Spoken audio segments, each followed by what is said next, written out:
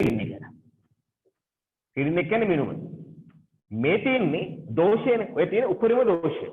හරි. ඒ උපරිම වශයෙන් 0.2ක් වැඩි වෙන්න පුළුවන් අඩු වෙන්න පුළුවන්. මේ තියෙන්නේ මනින උපකරණයේ කුඩා මිනුම. මේක තමයි ඒකෙන් වෙන්න පුළුවන් උපරිම දෝෂය. එහෙනම් තේරුම් ගන්න මේ තියෙන්නේ කුඩා මිනුම. ඔහොම දුන්න ගමන් ඔය තියෙන්නේ කුඩා මිනුම. හරිද? දැන් x දීලා තියෙනවනේ. අපි හෙව්වොත් මේ x ගේ තියෙන ප්‍රතිශත දෝෂය කොච්චරද කියලා. x හි ප්‍රතිශත දෝෂය. ඒ කියන්නේ කුඩා මිනුම බෙදීම පාඨාංකය. වැඩි කිරීම 100%. කුඩා මිනුම කීයද? 0.2යි. පාඨාංකය කීයද?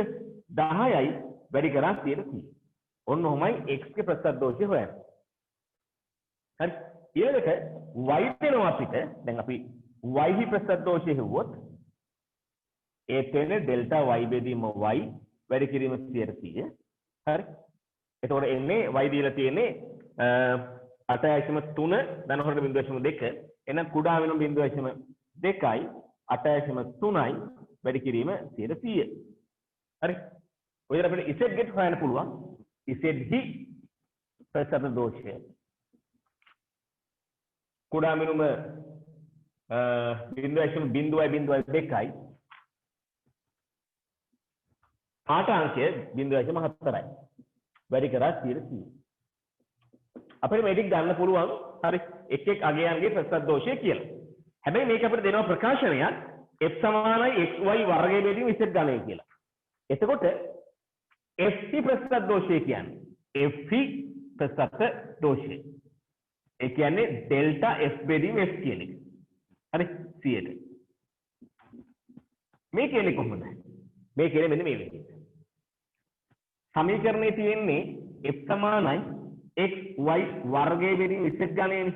එහෙනම් ප්‍රතිශත දෝෂය දෙන්නේ ඩෙල්ටා x බෙදීම x ධන 2යි ඩෙල්ටා y බෙදීම y ධන 3යි ඩෙල්ටා z බෙදීම z.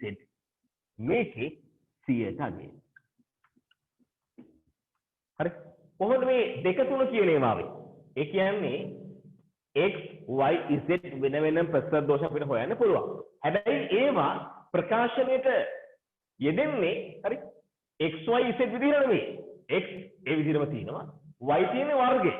එහෙනම් ප්‍රතිශත දෝෂයට ගන්නේ 2යි ඩෙල්ටා y බෙදීම y කියලා. z තියෙන්නේ ඝනය. එහෙනම් ඒ 3යි ඩෙල්ටා z බෙදීම z කියලා. හරි. මේක බෙදුන එකතුවක් විදිහට තමයි එන්නේ. දැන් ඉස්සරම ඔක තිබිලා තියෙන අඩු කිරීමක් විදිහට. දැන් ඒක ප්‍රතික්ෂේප කරලා අපි දැන් ගන්න සියලුම පදයන්ගේ ප්‍රතිශත දෝෂ එකතු වෙනවයි කියලා. මොකද නැත්නම් අඩු කිරීමක් විතර පුළුවන් නම් ප්‍රතිශත දෝෂ අඩු වෙනවනේ. හරි. මිනුම් 90 ප්‍රතිශත දෝෂ අඩු වෙන විදිහක් නැහැ. එකතු වෙන්න ඕනේ.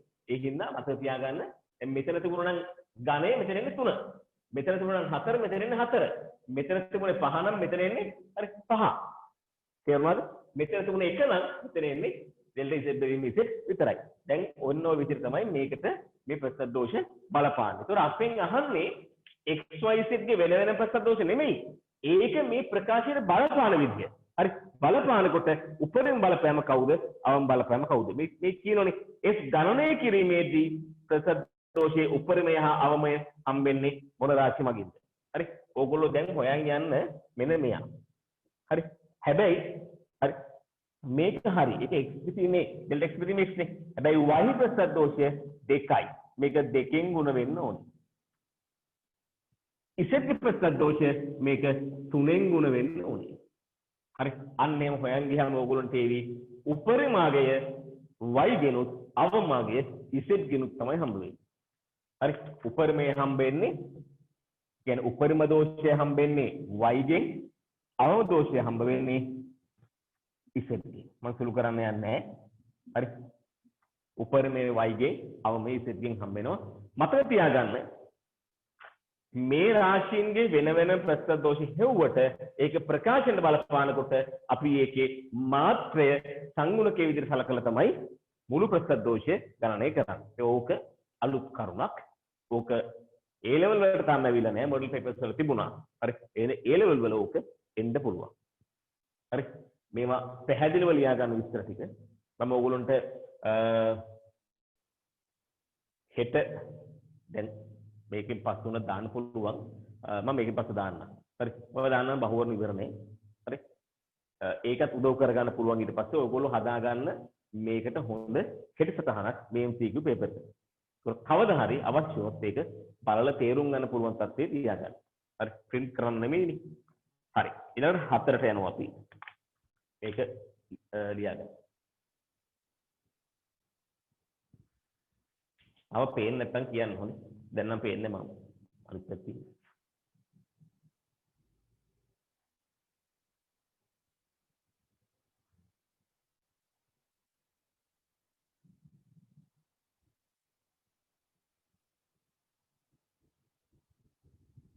හරි. කවුරුවත් Zoom එකට chat කරන්න එපා. මට ෆෝන් එක පේන්නේ නැහැ ස්ක්‍රීන් එක. ඒක මම වීඩියෝ කරන front screen මේ front camera එකෙන් නෙමෙයි. නේද මට ස්ක්‍රීන් එක පේන්නේ නැහැ. මොනවා හරි තියෙනවා නම් හරි. අවශ්‍යම දෙයක් නම් මාව හෙන්න නැත්තම් පේන්නේ නැත්තම් සර් කියලා කියන්න.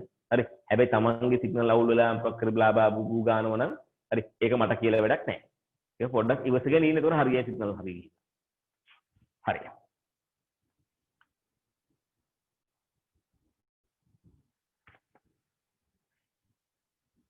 දැන් මේ 4 මේ මුල් හරිය ප්‍රශ්න හැමෝටම ලකුණු ගන්නන දෙන්නේ.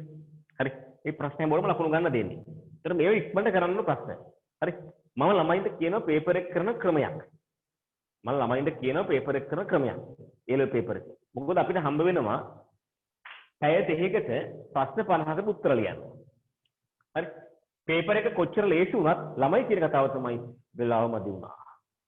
හරි. පේපර් එක හදපු එකාගේ කියලා පටන් ගන්නවා. තාත්තලා දෙන ගාතාව කියන මුලින්ම කියන අම්මට දෙන ගාතාව. හරි. ඊට පස්සේ කේ මව්පිය ගුණ ගායනා කරලා හරි නැන්දම පුංචියම උන්ට බයින. ප්‍රශ්නේ තියෙන්නේ අපි අතේ. අපි ටයිම් මැනේජ්මන්ට් කියන එකක් හිතන්නේවත් නැහැ ඉතින්. අපි මේක හිතන්නේ දැන් රචනා පේපර් එක හදන්න දුන්නාම මට පේනවනේ. හරි රචනා ස්ට්‍රක්චර් දෙකට පැය එකමාරයි යන්නේ. පැය 3ක් ගියයි කියලා ගමුකෝ. හරි පොත් පෙරලලා හැදුවා. පැය 3ක් ගියා. අපි හිතමු ගේම්. හරි දවස් 5ක් දියත් මදියෝයි. සෙනසුරාදා, ඉරිදා, සඳුදා, අඟහරුවාදා, බදාදා. දවස් 5ක් වල පේපර් එක කරන්න. හරි. දවස් 5ක් දීලත් මොම් බ්‍රහස්පතින්දා තේවරමට. එකක්වත් බලන්නේ නැහැ. මට කියන්නේ එකක්වත් බලන්නේ නැහැ. බලන්නේ කවුරුත් දෙන්න කේන්ති කර නෙවෙයි. කොහොමද හදන්න ඕනේ. හරි. මොකද මේ ගණන් හදන්න නැතුව මේක ආතල් එකට A level කරලා අන්තිමට මොකද වෙන්නේ? ඒ ලෙවල් ප්‍රතිඵල වෙන දවසට මම අනන්නේ. අනන්නේ කවුසලා? බොරුද? අපි දුම් මට කැපිටල් A කතා කරලා කියනවා සර් වැඩේ අල වෙලා තියෙන්නේ. ෆේල්. පුතේ ඉතින් මොකද කරන්නේ දැන් නේද? මමත් අහනවා ඉතින්. මං කියන්නේ නෑ උඹට හොඳ වැඩේ ඔය තෝ මං කියන එක ඇහුවේ. මං ඒ රටේම කියන්නේ නැහැ. ඉතින් මං දුකයි වගේ හරි ඉන්නවා. ඒ මට ඊට විනාඩි 2-3කට පස්සේ B කියන කෙනා කෝල් කරලා කියනවා සර් ඒකත් තියෙනක මට පට්ට හැටි නැද්ද? අවංකවම සතුටු වෙනවා. එයි වැඩ කරපු එකාට එන්න ඕන ප්‍රතිඵලය ඒගොල්ලෝ. හැබැයි මතක තියාගන්න ඔසලගේ ගෙදර මිනිසුන්ට එහෙම නෙමෙයි. ඔසල ෆේල් නම් ආනන්නේ නෙමෙයි. අම්මයි තාත්තයි තමයි අනන්නේ. අහල පහල කවුරු හරි ඉන්නවා නම් කෙනෙක් හරි එහෙම අනන වෙන්න පුළුවන්. මේ එහෙම නැත්තම් දුක් වෙන අම්මයි තාත්තයි ඊට වැඩියෙන් දුක් වෙනවනේ ඔසල. තේරුම් ගන්න තව මාස 9කින් 10කින් එක්සෑම් එක තියෙනවා. කොරෝනා මොන තාලෙන් තිබ්බත් එක්සෑම් එක තියෙන ලයින් එකක් තමයි තියෙන්නේ. හරි මං කියන්නේ තියෙන්න ඕනේ. හරි හැබැයි මේ අනිද්ද ඉස්කෝලේ පටන් ගන්න කතන්දරේ ලොකු ප්‍රශ්න ගණනාවක් තියෙනවා. හරි ගාලෙන් අදත් රෝගීන් වාර්තා වෙන මේක තරංගයක් තියෙනවා. හරි ඊයේ සිටියා පෙරේද 5ක්ද කොහේ හිටියා. හරි අපි යනවා ඊළඟ ටයිම් මැනේජ්මන්ට් කියන්නේ මෙන්න ක්‍රමය. ප්‍රශ්නක එකේ ඉඳන් 10 වෙනකල් කරන්න ඕනේ විනාඩි 10ක. 11 ඉඳන් 20 වෙනකල් කරන්න ඕනේ විනාඩි 15ක. 21 ඉඳන් 30 වෙනකල් කරන්න ඕනේ විනාඩි 20ක. අපි කරන්නේ පේපර් එක ගත්ත ගමන්ම 30 වෙනි ප්‍රශ්නේ හරවනවා. ඒක දැටින් ඉරක් කරන ගන්නවා. හරි ඒක ඉරක් කරන ගන්න. අපි 30න් එහාට කරන්නේ නැහැ. අමාරු වුණන් තියෙන අපි කරන්නේ නැහැ ඒවා. හරි අපි කරන්නේ නැහැ. අපි 30 වෙනකන් කරන් යන මේ විදිහට. හරි විනාඩි 45යි කියලා තියෙන්නේ. හරි මෙතන 25 මෙතන 20 ඊළඟ 45 කියලා. හැබැයි මේ කරන් එනකොට අපි හිතමු 4 වෙනි ප්‍රශ්නේ අමාරුයි තේරෙන්නේ නැහැ කියලා. අපි 4 රවුන්ඩ් කරගන්නවා. අපි 4 වෙනි ප්‍රශ්නේ රවුන්ඩ් කරලා හරි මොකක් හරි එක මාක් කරගන්නවා. ඒකම අපි උත්තර පස්සේ පොඩි සිතක් හරි කතරයක් දාලා මාක් කරගන්න මේක කරේ නැහැ කියලා. ඊට 5ක් කරනවා 6 කරනවා 7 තේරෙන්නේ නැත්නම් 7ක් රවුන්ඩ් කරගන්නවා. තේරෙන්නේ නැති ඒවා විනාඩි 10 15 අල්ලන් ඉන්නේ උපරිම අල්ලන් ඉන්නේ විනාඩි 3යි. හරි විනාඩි 3යි ඉතින් ටක් ගාලා අපි පැන වෙන ප්‍රශ්නයකට මොකද නැත්නම් අපි ඒ විදිහටම හිතන වැඩි කරනවා. හරි අපි ඒ කුඹුරමයි හාන්නේ. හරි අපි වෙන කුඹුරකට පයින්නේ අපි ඒකම හරි අපි ඒකම හානවා. ඒකම හානවා. ඒකෝර අපි එන ගන්න. එහෙනම් විනාඩි 3ෙන් අපි යනවා ඊළඟට. අපි කොහොම ගිහිල්ලා විනාඩි 45 වෙනකොට අපි හිතමු ප්‍රශ්න 7ක් රවුන්ඩ් කරන් ඉන්නවයි කියලා. ප්‍රශ්න 7ක් රවුන්ඩ් කරන් ඉන්නවා. ඒ කියන්නේ අපිට වරදිනව ප්‍රශ්න 7ක් දැන්. අපි ඉතිරි විනාඩි 15 ගන්නවා 30න් එහාට යන්නේ නැහැ. 31 මොනතරම් ලේසි කියලා හිතුණාද? හරි 31 දැක්කහම මොනතරම් ආසාවක් හිතුණත් 31 උත්තර ලියන්න අපි 31ට යන්නේ නැහැ. අපි යනවා රවුන්ඩ් කරපුවා බලන්න. අපි ගන්නවා ඊළඟට රවුන්ඩ් කරපු 4 වෙනි ප්‍රශ්න. දැන් හිතනවා අලුත් විදිහකට දැන් ප්‍රේස් වෙලා තියෙනවා. හරි දැන් මේක ටිකක් හරි ක්ලියර් කලින්ට වඩා.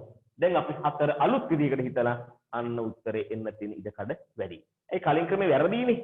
හරි ඒක මෙච්චර වෙලා ගියේ. දැන් අලුත් ක්‍රමයකට අපි හිතනවා උත්තරේ බොහෝ වෙලාවට එන්න සම්භාවිතාවය තියෙනවා. අපි මේ විදිහට කරගෙන යනවා. ඒ ප්‍රශ්න 7 හරි විනාඩි 15ක් ඇතුළත ඒ තේරෙන්නේ නැත්නම් ආය රවුන්ඩ් කරන්න යන්න එපා. ටච් කියලා මැදේකට ගහන්න. වෙන කරන්න දේවල් නැහැ. ඉස්තියෙලෙන්න එපා. අන්න අපි අර ප්‍රශ්න 30න් උපරිම 25කට එහා පැත්තේ උඩ දාගෙන ඉන්නේ. සෝරි අවම 25කට එහා පැත්තේ උඩ දාගෙන ඉන්නේ. අය අපි 31කට ගියේ නැත්තේ. අය අපි 33 34 ඒව කරේ නැත්තේ. ඒව අමාරු. සාපේක්ෂව තුට්ටක් අමාරු. හරි මීට වඩා සාපේක්ෂව පොඩ්ඩක් අමාරු. ඒකෝර අපි මේ අමාරුව කරන්න ගිහලා එන ගන්නට වඩා හොඳයි නේද? අර 4 වෙනි ප්‍රශ්නේ 7 වෙනි ප්‍රශ්නේ වගේ ලේසි ටික ගොඩ දාගෙන ඉන්න එක. ඒ ටික කරගෙන අන්න අපි ආවා. දැන් ප්‍රශ්න 30ක් කරලා තියෙන්නේ. පැය ගිහිලා තියෙන්නේ අපිට තියෙනවා. පැය ගිහිලා තියෙනවා ඉතින්. පැයක් තියෙනවා ඉතිරි ප්‍රශ්න 20 උත්තර ලියන්න. හරි ඉතිරි ප්‍රශ්න 20 උත්තර ලියන්න. ඒ ටික පැයක් ඇතුළත අපි හරි පුදුමාකාර ස්පීඩ් එකකින් හදන්න ඕනේ. ඒ ස්පීඩ් එක හදන එක තමයි මේ පන්තියෙන් කරන්නේ. හරි එහෙනම් ඔන්න ක්‍රමේ මම ඉස්සරහට මේක කියයි. අපේ ප්‍රශ්න 25 කරන අපි තාම මේ ක්‍රමේ පාවිච්චි කරන්නේ නැහැ. හරි අපි half paper කරන හින්දා අපි ප්‍රශ්න පත්‍ර 20න් පස්සේ 21 ඉඳන් complete paper කරන්නේ අපි එතකොට හරි මේ timing method පාවිච්චි කරනවා. හරි. 4 වෙනි ප්‍රශ්නේ ආයි කතන්දර ඕනේ නැහැ.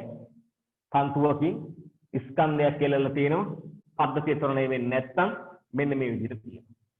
බාර සම්තුලනය කරන ආසතියෙන් වෙන බල මොනවත් නැහැ. හැබැයි මේ පැත්තට තොරණය වෙනවනේ. තොරණයේ දිශාවට මේ ස්කන්ධය මත බලයක් ඕනේ. බල දෙකයි තියෙන T සහ mg විතරයි තියෙන්නේ. දැන් මේ පැත්තට T ගෙන් සම්මතිකයක් හැරවම T cos 90 බිඳුවයි. mg ගෙන් හැරවම mg cos 90 බිඳුවයි. එහෙනම් සම්මතිකයක් හැම වෙන්නේ නැහැ. හරි T ගෙන් සහ mg ගෙන් සම්මතිකයක් හැම වෙන්නේ නැහැ. එහෙනම් කවුරු හරි ආනත කරගන්න ඕනේ. mg ආනත කරන්න බෑනේ. mg තියෙන සිරස්ස 15ක.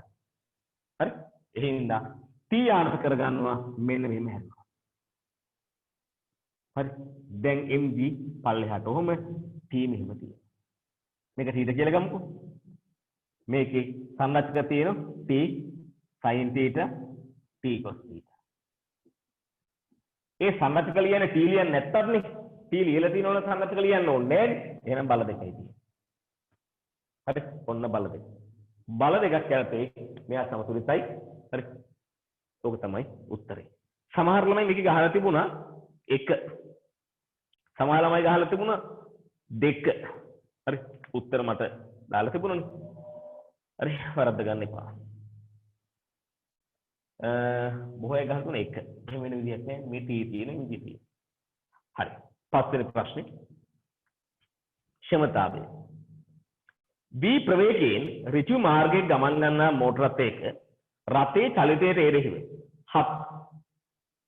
එරෙහිව වාතයේ ප්‍රතිරෝධය F සමානයි 4යි V වර්ග යන සමීකරණයෙන් ලැබේ. ප්‍රවේගය ms ඍණයක වන විට F වලගේ නිව්ටන් වලින් ලැබේ. තිරස් මාර්ගයක මෝටර රථයේ 30යි ms ඍණයක ඒකාකාර වේගයක් පවත්වා ගැනීමට අවශ්‍ය ජවය වෙනු. ජවය කියන්නේ ක්ෂමතාවය. හරි. දැන් මෙයා යන්නේ ඒකාකාර වේගෙන්නේ.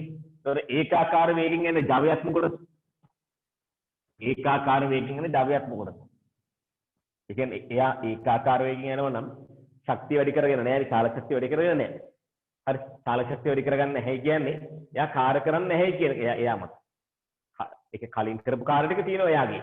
යම් චාලක ශක්තියක් තියෙන ඒකෙන් දිගටම යනවා. හැබැයි ප්‍රතිරෝධී බල ක්‍රියාත්මක වෙනවා. මොනවද විශේෂයෙන්ම වායු ප්‍රතිරෝධී බල, මාර්ගයෙන් ඇතිවන ප්‍රතිරෝධී බල, යාන්ත්‍රික ප්‍රතිරෝධී බල, ඉතින් ප්‍රතිරෝධී බල ගොඩක් තියෙනවා. අන්න එහෙනම් ඒ ප්‍රතිරෝධී බල වලට එරෙහිව එයා ගාමක බලයක් සපය ගන්න ඕනේ. දැන් මේ වාහනේ ප්‍රතිරෝධී බල තියෙනවා නම් මේ පැත්තට අපි ගත්තොත් මේ පැත්තට ප්‍රතිරෝධී බල තියෙනවා නම් F0 කියලා. එයා සපය ගන්න ඕන ගාමක බලයක් F0. හරි. ඒ කියන්නේ ඒකාකාර වේගයෙන් යනකොට ප්‍රතිරෝධී බල වල සමානයි මේ බලය. මේකට අපි කියනවා ප්‍රකර්ෂණ බලය කියලා. මේකට කියනවා ප්‍රකර්ෂණ බලය කියලා.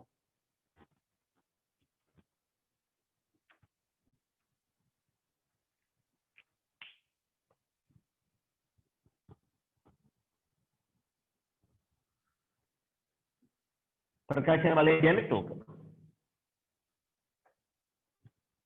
හරි. අපේ ප්‍රකාශනයක් තියෙනවා P සමාන FP කියලා. මේක එන විදිහ මම කියන්නේ නැහැ. F කියන්නේ ප්‍රකර්ෂණ බලය. අපිට ඒක දීලා තුන 4යි v වර්ගය කියලා. කියලා තුන නේද? නේ? ප්‍රතිරෝධී බලය 4යි v වර්ගලු. එයාගේ ප්‍රවේගය v. එහෙනම් එනවා 4යි v ගන්නේ. හරි. v ට ආදේශ කරන්න 108යි කිලෝවොට්. හරි. සමතාවය එන්නේ වොට්.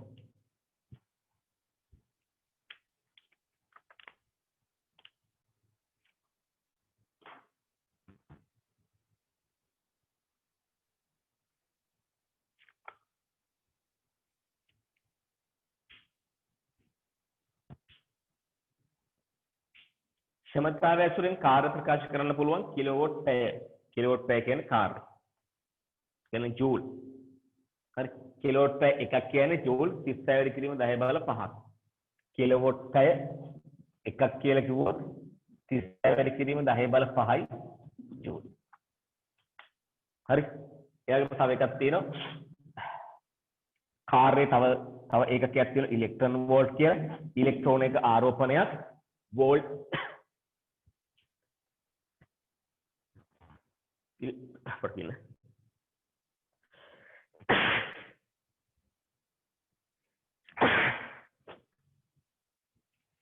ඉලෙක්ට්‍රෝන එක ආරෝපණයක් වෝල්ට් එකක විභවාන්තරයක් කරහා අරන් යන්න කරන්න ඕන කාර්ය ප්‍රමාණය ඉලෙක්ට්‍රෝන වෝල්ට් එකක් කියලා කියන මේ B කැපිටල්.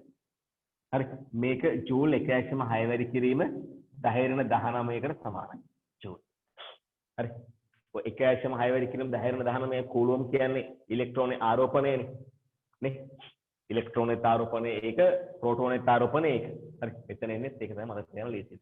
හරි. මේ ගන්න සම්බන්ධයක් නෑ. 6 සරසම p හා q මේවා මම කියන්නේ ලියාගන්න ස්පීඩ් එක මැද නම් ස්ක්‍රීන්ෂොට් ගහගන්න පුළුවන් හැබැයි ලියාගන්න වෙනවා ඊට පස්සේ සරසම p හා q බෝල දෙකෙන් p බෝලේ භ්‍රමණය කරමින්ද q බෝලේ භ්‍රමණයක් රහිතවද එකම තිරස් මට්ටමක සිට u ආරම්භක ප්‍රවේගයෙන් තිරස් විහරට ප්‍රක්ෂේපණය කරනු ලැබේ වාත ප්‍රතිරෝධයේ නොගිනු කල p q ට වඩා ඉහළ නැගී වහම තුනක් කියන එක බෝලයක් කරකව යනවා අනිත් එක කරකෙන්නේ නැතුව යනවා හැබැයි දෙකම යන්නේ එකම සිරස් ප්‍රවේගය. හරි දෙකම තියෙන එකම සිරස් ප්‍රවේගය. එහෙනම් දෙකම ගමන් කරන උස සමාන වෙන්න ඕනේ. දෙකම ගමන් කරන උස සමානයි. ප්‍රශ්නේ තියෙන අර ප්‍රශ්නේ මේ වෙනස තියෙන අර කැරකෙන එකකින් කැරකෙනවා. හරි කැරකෙන එක කැරකෙනවා. එයා කැරකෙන්නේ. එයාට තියෙන කොයි වෙලාවෙත් ධර්මයෙන් චාල ශක්තිය. ඒතකොට මෙයා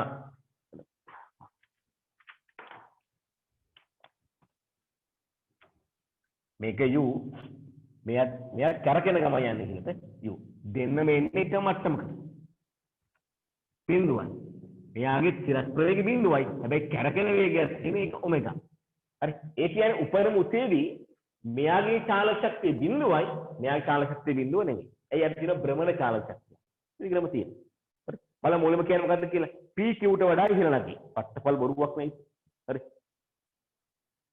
දෙකේම ආරම්භක ප්‍රවේගය සමානයි. හරි. එහෙනම් ඕක තව සමීකරණයක් දාලා බලන්න එන්නේ එකම උස. උපරිමසේදී P හා Q චාලක ශක්තිය ශුන්‍ය වේ. P එයා P නේද කරකවන්න. මේක P මේක Q. Q කියන්නේ චාලක ශක්තිය බිඳුවයි. හරි.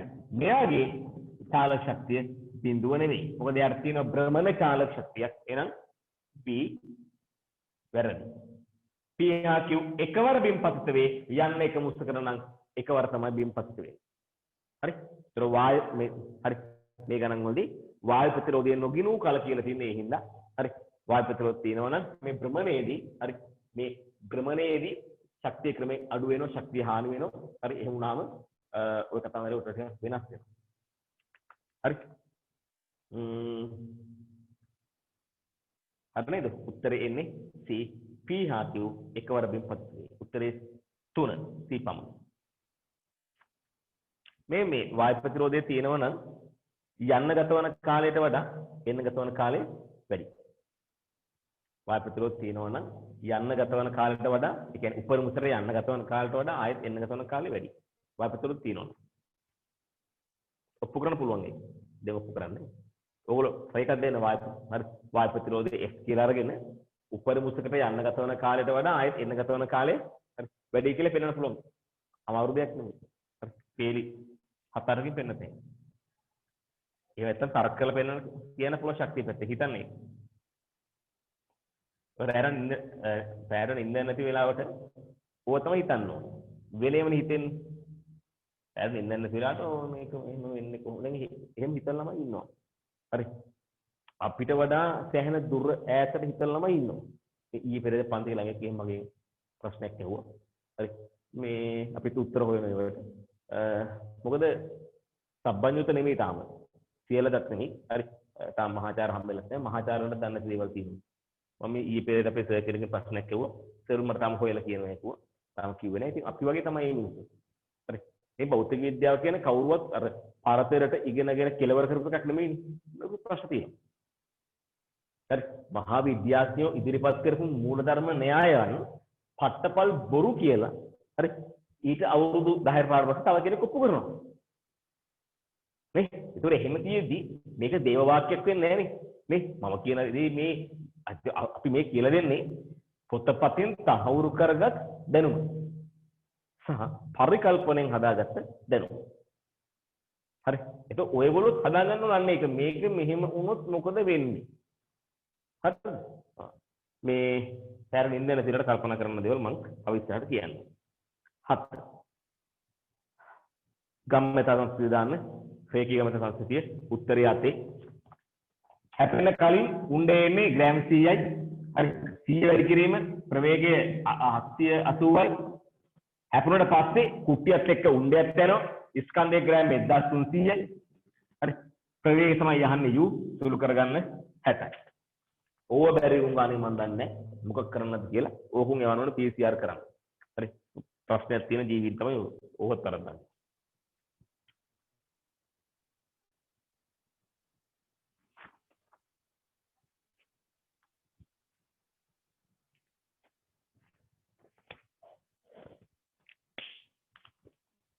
බලමු ඊළඟට සෙල්ලම් කෝච්චියක් තිර වෘත්තාකාර පතයක නියත වේගයකින් යුක්ත තරණයේදී එක් පරිභ්‍රමණයක් තුළදී සෙල්ලම් කෝච්චිය වෙනස් වන්නේ පහත් මහන් කවර භෞතික රාශියද? අනිවාර්යෙන් තේරෙනවා වෘත්තාකාරය කියන්නේ දෛසික අදිශ ගැනනේ. හරි. කෝණික වේගය විභවතන දැන් මට නම් කියවම කෝණික වේගය වෙනසක් තියෙනවා. කෝණික ප්‍රවේගය නෙමෙයි කෝණික වේගය. හරි. කෝණික ප්‍රවේගය නේද? විභව ශක්තිය, කාල ශක්තිය, රේඛික අමතාවය.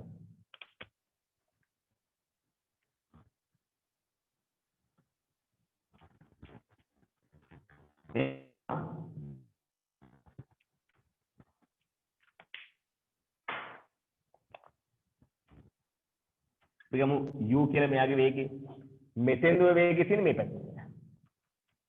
මෙතෙන් වේගය තියෙන මේ පැත්ත. හරි. එතකොට මෙයාගේ කෝණික ප්‍රවේගය කොයි පැත්තට තියෙනවා? කෝණික ප්‍රවේග දිශාව වෙන්නේ මෙන්න මේ දිශාව. කෝණික ප්‍රවේග දිශාව වෙන්නේ මේ පැත්තට. කෝණික ප්‍රවේග දිශාව ගන්න. දකුණු අතින් ගන්න. දකුණු අතේ අත්ලයමු කරනවා කේන්ද්‍රය පැත්තට. ඊට පස්සේ අර අත්වම කරන කේන්ද්‍රය පැත්ත. කැරකෙන දිශාවට ඇඟිලි ටික හරවනවා. මහපට ඇඟිලි යමු වෙන්නේ කොහෙටද? අන්න කෝණීය ප්‍රවේග දිශාවට. ඕකට සමහරු කියනවා මේ ෆ්ලෙමින්ගේ සුරත් නීතිය කියලා. එහෙමත් කියපු මිනිස්සු ඉන්නවා. කස්කුරුප්පු නීතිය කියලා කියන වැරදි. හරි. මේක සුරත් ක්‍රමය විතරයි. හරිද? මේක රයිට් හෑන්ඩ් මෙතඩ් කියන එක දකුණට පාවිච්චි කරලා අපිට පුළුවන් කෝණික ප්‍රවේගයේ දිශාව ගන්න. කෝණික ගම්මතා දිශාව වෙන්නේ මේ පැත්තට. හරි. කෝණික ගම්මතා දිශාව වෙන්නේ මේ පැත්තට. පැහැදිලිද? එහෙනම් මේ චලිතයේදී කෝණික ප්‍රවේගය වෙනස් වෙන්නේ නැහැ. කෝණික ගම්මතා වෙනස් වෙන්නේ නැහැ. මෙතන නෑ ඒවා. ඒවා අපිට ලියා ගන්න පුළුවන්. මේකෙදි කෝණික ප්‍රවේගය වෙනස් වෙන්නේ නැහැ. හරි. කෝණික ප්‍රවේගයේ විශාලත්වය වෙනස් වෙන්නේ නැහැ. දිශාව වෙනස් වෙන්නේ නැහැ. කෝණික ගම්මතාවේ එහෙම තමයි වෙනසක් වෙන්නේ නැහැ. හරි. විභව ශක්තිය ගත්තොත් අදිශයක් වෙනස් වෙන්නේ නැහැ. හරි. හැබැයි මෙතන තියෙන බලන්න එකක් රේඛී ගම්මතාවය. මේ වෙලාවේ ගම්මතාව තියෙන මේ දිශාවට. මේ වෙලාවේ ගම්මතාව තියෙන පල්ලෙහාට ගම්මතාව වෙනස් වෙනවා. ඒ කියන්නේ ගම්මතාව කියන්නේ දෛශිකයක් නේ. අනිවාර්ය දිශාව සලකනවා. මේ වෙලාවේ ගම්මතාව මේ පැත්තට, මේ වෙලාවේ ගම්මතාව පල්ලෙහාට. එහෙනම් ගම්මතාව වෙනස් වෙනවා. ඕන ගම්මතාව වෙනස් වෙන්නේ රේඛී ගම්මතාවය. හරි. කෝණික ගම්මතාව වෙනස් වෙන්නේ නෑ මේකේ. මොකද දිශාව හරි. එකම පැත්තකින් මේ පැත්තට තියෙන. ඒක වෙනස් වෙන්නේ නෑ. එහෙනම් මෙතන වෙනස් වෙන භෞතික රාශිය අහන්නේ රේඛීය ගම්මතාවය. ඒ කියන්නේ එයා තමයි මෙතන ඉන්න එකම දෛශික රාශිය. එයා වෙනස් වෙනවා. හැබැයි අපිට කියන්න බෑ දෛශික රාශිය සියල්ල වෙනස් වෙනවා කියලා. දැන් මම කිව්ව කෝණික ගම්මතාවය දෛශික රාශිය වෙනස් වෙන්නේ නෑ මේකෙන්. මොකද භ්‍රමණ ආවර්ත වෙනස් වෙන්නේ නැති හින්දා. පැහැදිලිද? හරි. අපිට කිව්වොත් මෙන්න මේ A සහ B පිහිටීම් වලදී එයාගේ ගම්මතා වෙනස හොයන්න කියලා. හරි. අපිට පුළුවන් මෙහෙම කරන්න. ගම්මතා වෙනස. දිශාවක් තියෙන මේ පැත්තට ගම්මතා වෙනස. එහෙනම් මේ පැත්තට ආරම්භක ප්‍රවේගය එකකින් අඩු කරනවා ඒ ආරම්භක ගම්මතාවේ එකකින් අඩු කරනවා ඒ පැත්තට අවසාන ගම්මතාවය. ආරම්භක ගම්මතාවේ MV ඍණ. අවසාන ගම්මතාවේ තියෙන අනිත් පැත්තට පල්ලෙහාට තියෙන ඍණ MV. දෙකයි MV. ඔයගේ මම මුල් දවසේ කිව්වා. හරි. ඒ කියන්නේ ගම්මතා වෙනස වෙන ගම්මතා ආහාරය දෙකයි. 9.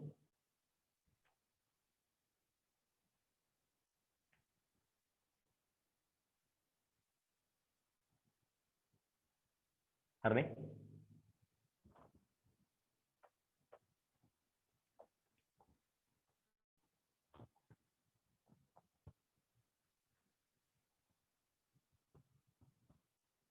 මෙන්න පෘථිවිය. චන්ද්‍රිකාවක් කක්ෂගත කරනවා මෙන්න මෙතන. කේන්ද්‍රේ ඉඳන් r දුරකින් චන්ද්‍රිකාව තියෙනවා. හරි. දැන් මේ චන්ද්‍රිකාව කක්ෂයට අරන් යන විදිය ගැන යාන්ත්‍ර විද්‍යාව හොඳ ගානක් මම ඕගොල්ලෝගේ මේ තුන්වෙනි පේපර් එකට දාලා අන්තිමට පෙරේදරා එක අයින් කරා. ඒක අයින් කළා මම තාපේ ගානක් දැම්මා. හරි. යාන්ත්‍ර විද්‍යාව ගාන දෙන්නම් කියන තුමානේ. මොකද මේ චන්ද්‍රිකාව කක්ෂයට අරන් යන විදිය. ඒ කියන්නේ චන්ද්‍රිකාව කක්ෂයට අරන් යන්නේ කොහොමද? ප්ලේන් එක. නෑ. රොකට් එකක් ගන්න. රොකට් එකක අරන් ගිය තමයි චන්ද්‍රිකාව උදාහරණය. හරි. ඒතු චන්ද්‍රිකාවකින් දැල්ලාගෙන යන්නේ නෑ. අර පෙන්නනෝනේ ඇමරිකාවේ NASA පරීක්ෂණාගාරයෙන් රොකට් ගුවන් ගත කරන කොහෙද? කෙනඩි අභ්‍යවකාශ මධ්‍යස්ථානයේ ඉඳන්. නේ? කෙනඩි අභ්‍යවකාශ මධ්‍යස්ථානය තමයි පිටත් කරන්නේ. ලංකාවත් එකක් පිටත් කරා. පිටත් කරන්නේ. ඔව් පොඩි පුතා පිටත් කරා එකක්. ඒක හැබැයි මේ ඕනේ ගැන කතා කරන්න මේක අපි YouTube දාන්නත් ඉන්නවනේ නේ කතා කරමු. මේ ලංකාවත් හරි පිටත් කරා ඒකේ මට මතකයි ඒ දවස්වල පත්තරේ දැන්වීමක් ගියා අවිදු අඳුර හරි දුරල්න කාලේ ඇවිදින කියලා. පත්තරේ දැන්වීමකින් රොකට්ටුවක් තුන හරි උස රොකට්ටුවක් තිබුණා. උඩ දාලා අවිදු අඳුර දුරලන කාලේ ඇවිදින. හරි ඒක දුරලුවාමයි එදාම දාපුර ලංකාව හැමමත් රොකට් යනවා. කැම්පස් කොල්ලෝ නම් හඳට යනවා. හරි රොකට් නැතුව. ඒක වෙනම කතන්දරයක් කැම්පස් කොහොමද දැනගන්න පුළුවන්. මේ මෙන්න චන්ද්‍රිකාව කක්ෂයට අරන් ගියා. අරන් ගිහිල්ලා එතනදී මේක තියෙනවා රොකට් බූස්ටර් ගිනි දැල්වලා ප්‍රවේගයක් දෙනවා. හරි මම ප්‍රවේගයක් දෙනවා. ඒකෙන් තමයි මෙයා මේ වෘත්තාකාර කක්ෂයට ගමන් කරන්න පටන් ගන්නේ. හරි චන්ද්‍රිකා වර්ග කීපයක් තියෙනවා. අපිට ඉගෙන ගන්න තියෙන භූ ස්ථාවර චන්ද්‍රිකාගේ චන්ද්‍රිකා වර්ගය ගැන මම මේක කියලා දෙන්න පොඩ්ඩකින්. හරි. ඔන්න දැන් චන්ද්‍රිකාව ගමන් කරනවා. චන්ද්‍රිකාවේ මොන පතේකද? පෘථිවි කේන්ද්‍රය වටා වෘත්තාකාර පතේක යන්නේ. චන්ද්‍රිකාව යන්නේ පෘථිවි කේන්ද්‍රය වටා වෘත්තාකාර පතේ. හරි. වෘත්තාකාර පතේක යන්න නම් චන්ද්‍රිකාවට අවශ්‍ය වෙනවා මොකද්ද? කේන්ද්‍ර අභිසාරී බලයක්. චන්ද්‍රිකාවට ඕන කරනවා කේන්ද්‍ර අභිසාරී බලයක්. කේන්ද්‍ර අභිසාරී බලය සපයන්නේ කවුද? මේ ස්කන්ධ දෙක අතර ඇති වෙන අන්න ඕන ගුරුත්වාකර්ෂණ බලය. මේ ස්කන්ධ දෙක අතර තියෙන ගුරුත්වාකර්ෂණ බලය අපි දාගමු මේ බලය F කියලා. ඔය වස්තුක බර කියලා කියන්නේ ඒක තමයි. හරි. ඒක පෘථිවි කේන්ද්‍රය පැත්තට තමයි ක්‍රියාත්මක වෙන්නේ. දැන් මෙයා යනවා ඒ පැත්තට ප්‍රවේගය v කියලා ගමු. ප්‍රවේගය v කියලා ගමු. මුලින්ම බලමු මේ ප්‍රශ්නෙට උත්තරේ මේ ප්‍රශ්නේ අහන්නේ මෙන්න මේ පෘථිවිය ගැන ගුරුත්වාකර්ෂණ බලයෙන් කියලාපු කාර්යනේ. අන්න මෙයාගේ ප්‍රවේගය නිතරම තියෙන්නේ මේ ගුරුත්වාකර්ෂණ බලයට ලම්බකව. හරි. ලම්බකව තියෙන බලයකින් මේ ස්කන්ධය මත කාර්ය සිද්ධ කරන්නේ නැහැ. එහෙමද? ඔව්. මෙන්න තියෙනවා ස්කන්ධයක්. අපි බලයක් දුන්නා. මේ ස්කන්ධය ගමන් කරා x දුර මේ x දුරක්. කොච්චරද බලයෙන් කරපු කාර්යය? fx. මොකවත් ඇහුවද? ටීචර්. බර තියෙනව නේද? හරි. ටීචර් මේක බරක් තියෙනව නේද? ඒ හින්දා හරි මං ටීචර් කියලා කියන්නේ ලංකාවේ ඉස්කෝලවල වැඩිපුරම උගන්වන මිස්ලා හින්දා. හරි. ඒ කියන්නේ මේ ගුරුවරියෝ නැත්තම් ලංකා ගුරු සේවයේ ඇති වෙලා යනවා. හරි. මල් තියලා වඳින්න ඕනේ. ඒ මිනිස්සු දහ දුක් විඳගෙන ඇවිල්ලා උගන්වනවා. මෙන්න මේ බර බලපාන්නේ නැද්ද? නෑ. ඇයි? මේ යන්නේ ඊට ලම්බක නිසා. මේ බරෙන් කාර්යයක් කරන්නේ ඒ වගේ තමයි දෙයනේ කියලා. මේ F එකෙන් කාර්යයක් කරන්නේ නැහැ. මේ F එකෙන් කාර්යයක් කරන්නේ. එහෙනම් උත්තරේ ශුන්‍යයි කියන්නේ. හරි. මේකට උත්තරේ හිතාගන්න පුළුවන් මේ වගේක් ටග්ගල් ඔලුවට එන්න ඕනේ. එහෙමද වෙන්නේ? හරි. අපි එතනින් යමුකෝ මෙන්න මේකට. දැන් මෙතන කියනවා මෙතන කියන වැට තියමු. මේක මම කිව්වා. ඔන්න දැන් මෙයා යන වෘත්තාකාර පතේ. අපි නිකමට දාලා බලමු කේන්ද්‍රයේ පැත්තට f සමානයි එන්නේ. මේ පොඩි කාරණා ටිකක් ගන්න පුළුවන් මේක නේ. f සමානයි මේ දාලා බලමු. f ගුරුත්වාකර්ෂණ බලයනේ. මම f නෝට් කියලා ගන්නම් මේක f නෝට්. ඔකට ප්‍රකාශනයක් තියෙනවා. හරි. නිව්ටන් කියනවා f නෝට් සමානයි g m1m2 බෙදීම r වර්ගය කියලා. හරි. නිව්ටන්ගේ සාරවත්ත ගුරුත්වාකර්ෂණ නියමය කියලා කියන ඔකට අපිට වැඩක් නැහැ. ඒක අපි කොහොමද කියන්නේ? නැත්නම් මේක මෙතන දාමුකෝ. හරි. උමාවේ ඉස්සරහට මේක දාමු. මේක දැනට ඔයගොල්ලන්ට ඕනේ නැහැ හොනේ. පාඩම් කරගන්න ඕනේ නැහැ. g කියන නියතයක් m එක කියන්නේ මේ පොළොවේ ස්කන්ධය කියලා ගමුකෝ. මු චන්ද්‍රිකාව කියලා ගමුකෝ. ඒතර m කියලා ගමුකෝ මේක. r කියන්නේ දුරේ වර්ගය. එහෙනම් මම මෙතන දාන්න පුළුවන් නේද g m r වර්ගය කියන පුළුවන්. මේකේ ඒ කියන්නේ මොකද්ද? කේන්ද්‍ර අභිසාරී ත්වරණය. කේන්ද්‍ර අභිසාරී ත්වරණය කියන ප්‍රකාශන දෙකක්. r ඔමෙගා වර්ගය a සමානයි b වර්ගයට r. තව එකක් තියෙනවා. හරි. මේ b ඔමෙගා කියලා. ඒක වැඩි පාවිච්චි වෙන්නේ නැහැ. අවශ්‍ය වෙනවා අපිට. ඒක ගන්න පුළුවන්. මෙතන දානවා b වර්ගයට r කියලා. m ටෙම් කැපුණා. r එකක් කැපිලා ගියා. b සමානයි වර්ගමූල gm ට r. ඒ කියන්නේ චන්ද්‍රිකාවක වේගය හරි තීරණය වෙන්නේ මොකක් මතද? g කියන නියතයක් කියලා කිව්වා. m කියන්නේ පොළොවේ ස්කන්ධය. r කියන්නේ කක්ෂයේ ආරය. වේගය තීරණය කරන එකම රාශිය කක්ෂයේ ආරය. හරි. ඒ කියන්නේ කක්ෂයේ ආරය වැඩි නම් හරි එයා ස්ථාවර තියන්න ඕන නම් එයාට තියෙන්න ඕනේ අඩු වේගයක්. කක්ෂයේ ආරය අඩුයි නම් එයා ස්ථායීතාවයේ තියන්න ඕන නම් එයාට තියෙන්න ඕනේ වැඩි වේගයක්. හරි. කක්ෂයේ ආරය අඩු කරලා එයාගේ වේගය වැඩි කරොත් උක්කඩම් වැඩිනවා. දැන් මේ පතේ ගැලවිලා යනවා. හරි. හරිද? කොහොම ගන්න පුළුවන්. මට මෙන්න මෙහෙම එකක් හිතෙනවා. මෙයාට වටයක් කියන්න ගත්තොන කාලය හොයමු. හරි. ඕකේ හිතුණා ආතරති ක්ලාක්ටක්. මේ අපි මෙන්න වටයක් කියන්න ගත්තොන කාලය හොයමුකෝ. මම ආයෙත් කියනවා m බෙදීම r වර්ගය. m ඒ වෙනකොට ලියනවා r ඔමෙගා වර්ගය. මේ දෙක පිළ ගියා. හරි. r එක මෙහෙට gm r ගන්න. ඔමෙගා කියන්නේ මොකද්ද? 2 pi යට t. ඒකේ වර්ගය. නේ එක වර්ගය. ඒක වර්ගය කියනට වඩා හොඳයි. මේ පැත්තේ වර්ගමූල ගත්තා නේද? දැන් මට t නේ ඕනේ. මම t උක්ත කරනවා. t උක්ත කරාම මොකද වෙන්නේ? 2i5 r ඝනය බෙදීම g.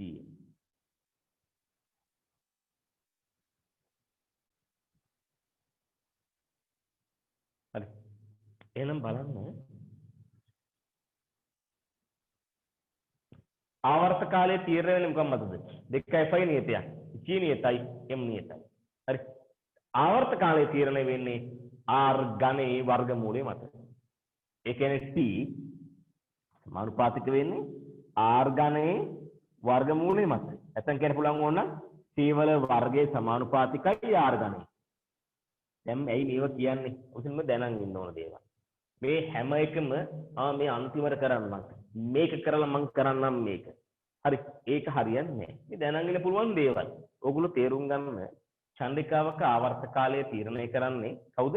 එයා තියලා තියෙන කක්ෂර තියෙන දුර. එයා තියලා තියෙන කක්ෂර තියෙන දුර. හරි. සමහර චන්ද්‍රිකා තියෙනවා භූ ස්ථාවර චන්ද්‍රිකා කියලා කියන්නේ. ඒ කියන්නේ ඒව පොළොවත් එක්කම කරකිනවා. දැන් අපි හිතමු උදාහරණයක් විදියට ගාල්ලේ රිච්මන්ඩ් විද්‍යාලයට ඉහළින් චන්ද්‍රිකාවක් අක්ෂරගත කරලා ලැබුවා. දැන් හරියට 7:30ට රිච්මන්ඩ් විද්‍යාලයේ ඉන්න චන්ද්‍රිකාව තියෙන්න ඕනේ. හරි. 8යි කාලටත් ඕක හරි රිච්මන්ඩ් කන්දර උඩින් තියෙන්න ඕනේ. එතකොට මහින්දර උඩින් තිබිලා හරියන්නේ නැහැ. සංගමිත්‍ර උඩින් තිබිලා හරියන්නේ නැහැ. හරි. ඒ කියන්නේ දැන් රිච්මන්ඩ් කැරකෙද්දි රිච්මන්ඩ් කන්ද කැරකෙනෝනේ. හරි. ඒක කැරකෙද්දි චන්ද්‍රිකාවත් ඒකත් එක්ක ගමන් කරන්න ඕනේ. චන්ද්‍රිකාවත් පොළොවත් එක්ක ගමන් කරන්න ඕනේ. ඒ කියන්නේ චන්ද්‍රිකාවේ ආවර්ත කාලය පොළොවේ ආවර්ත කාලයට සමානයි. හරි. එහෙනම් මෙන්න මෙතෙන්ට පැය 24 තප්පර කරලා දැම්මට පස්සේ මෙතෙන්ට හරි මේ නියතයයි පොළොවේ ස්කන්ධ දැම්මට පස්සේ එනවා යම් කිසි අගයක් r. මෙතෙන්ට පැය 24 දාලා මේකට අගයන් අරිස් කරාම r අගයක් එනවනේ. ඔන්න ඔය අගය ඉදිරිපත් කරන මුලින්ම කවුද? ආතර් සී ක්ලාක්. එයා කියනවා පොළොවට ඉහළින් මෙන්න මෙච්චර දුරින් කඳවණුවලු හරි චන්ද්‍රිකා තුනක්.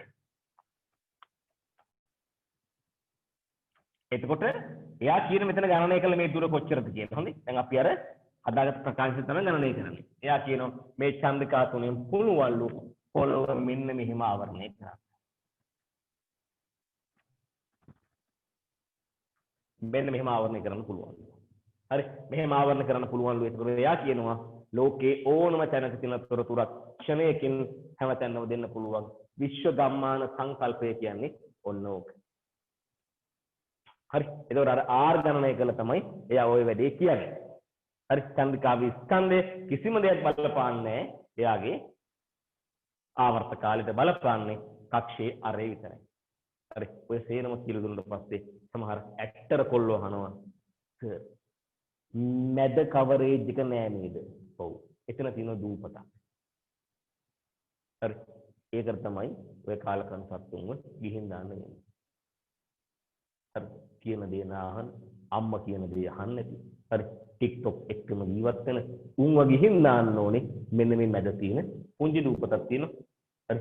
ඕකට තමයි ගිහින් දාන්න ඕනේ. හදන්න බෑ උන්. අර ඉතල ලාදුර හැදිච්ච උන් ඉන්නේ මොන දූපතකට. ඒ වගේ වෙලා තියෙන්නේ. මේ පවිතු මිතුරු ඇසුර.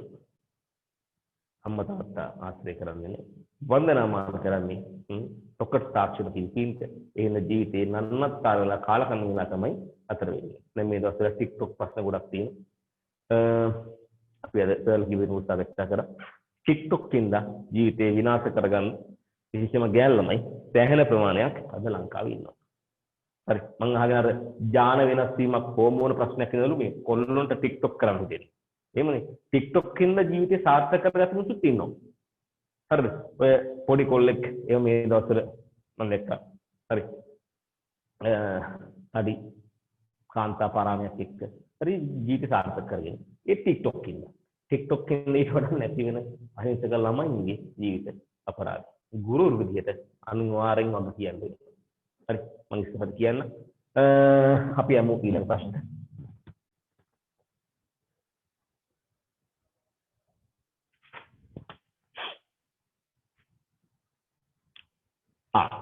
කතන්දර ඕනේ ගුවන් යානයක් 300ක වේගෙන් යනවා. අඩක් කරකුණාම අනිත් පැත්තට තියෙන. එහෙනම් ප්‍රවේග වෙනස අහන්නේ 300 ඍණ 300. හරි අහන්නේ ප්‍රවේග වෙනස 300 මේ අනිත් පැත්තට තියෙන්නේ ඍණ 300 600. ඔතන ඇහුවනම් වේග වෙනස බිඳුවයි. ඇයි? වේග දිශාව බලන්නේ නැහනේ. එතකොට මෙයා 300 මෙයා 300 අඩු කරා බිඳුවයි. හැබැයි මෙතන අහලා තියෙන්නේ ප්‍රවේග වෙනස. හරි එක්සෑම් එකේ ප්‍රයන්න අයින් කරලා වේග වෙනස කියලා දෙන්න පුළුවන් ඒතර බිඳුවයි. නැත්නම් ප්‍රවේග වෙනස ගත්තොත් මෙයා 300යි පල්ලෙහාට තියෙන ඍණ 300යි. උත්තරේ 600යි. හරි 11. රූපේ දැක්වෙන කැපිටල් A බල්බේ පරිමාව B බල්බේ පරිමාවයෙන් 3 ගුණයක් වේ. මේ පද්ධතිය පරිපූර්ණ වායුවකින් පුරවා ඇත. A හා B හි පරිපූර්ණ වායුව පුරවයි කියන්නේ මෙයා වායු නීම තත්තාකාරයෙන් පිළිපදිනවා කියන එක. 300 600 කියලා කියනවා. හරි. ඔයගොල්ලන්ට පුළුවන් මම මේ කියලා දෙනකොට වීඩියෝ එකකින් අයින් වෙලා හරි ඔයගොල්ලන්ට ඒක PDF එක බලන්න.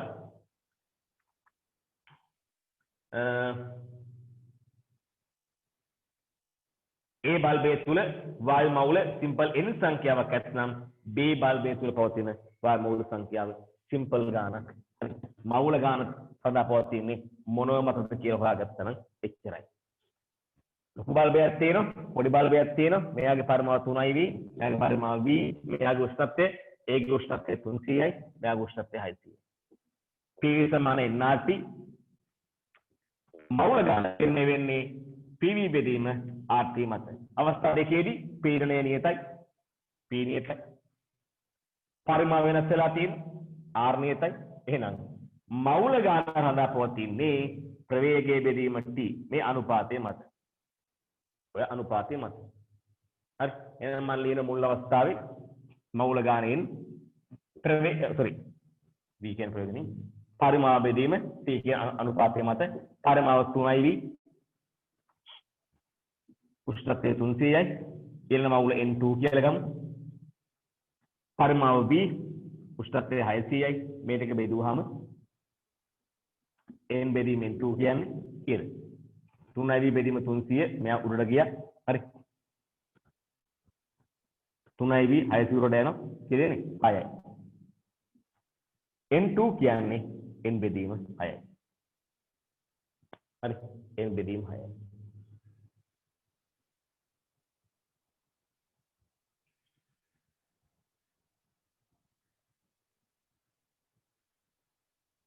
හරි දැන් මම නම් මෙතෙන් ඊට පස්සේ මම බලනවා මෙයාගේ VT අනුපාතය කොච්චරද හරි දැන් මේකේ 300 මේකේ 600 මම මේ කියනවා 3යි මේක 6යි කියලා ගන්නවා 3යි 6යි මේක අනුපාතය 3 බෙදීම 3 මේක අනුපාතය කොච්චරද මෙතන 1නේ 1 බෙදීම 6 මේක 1යි අරක 6න් 1යි එහෙනම් මවුල ගාන 6න් පංගුවක් වෙනවා ඔන්න තියෙන මවුල ගානේ 6න් පංගුවයි තියෙන්නේ මම බලනවා VT අනුපාතය කොච්චරද කියලා. හරි. VT අනුපාතය කොච්චරද කියලා බලනවා. අර මෙතනත් 300 600 නම් මේක 3යි 6යි කියලා ගන්නවා. මෙතන ඇතර 3 බෙදීම 3නේ. නේ? එතන මෙතන ගන්නකොට 3 බෙදීම 300. තමක් නැහැ. මෙතන හරි. 1 බෙදීම මේක එනකොට මට 1 100 කියලා ලියන්න පුළුවන්. මේ කියන්නේ 1 600. බලන්න 6න් බංගුවක් කියලාද? හරි. මේක 6න් බෙදුනහම 1 600 එන්නේ. කියන්නේ මවුල ගාන 6න් පංගුවක් වෙනවා. මුලින් තිබෙන්නේ නම් දැන් තියෙන්නේ 6න් 1යි එන්නේ. උත්තරේ ඒකම තමයි. මෙතනින් එහාට මම නම් හදන්නේ නැහැ. හරි. හරි. 12. ඊළඟ.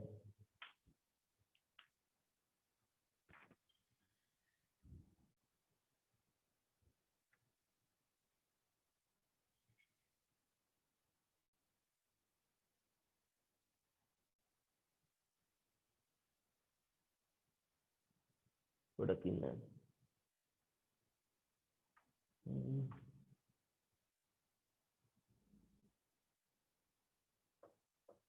පුතේ අද නම් කට් කරගන්න එපා.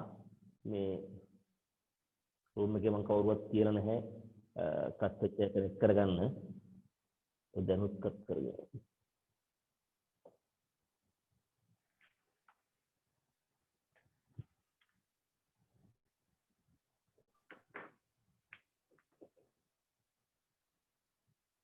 හරි. ඊළඟට යමු.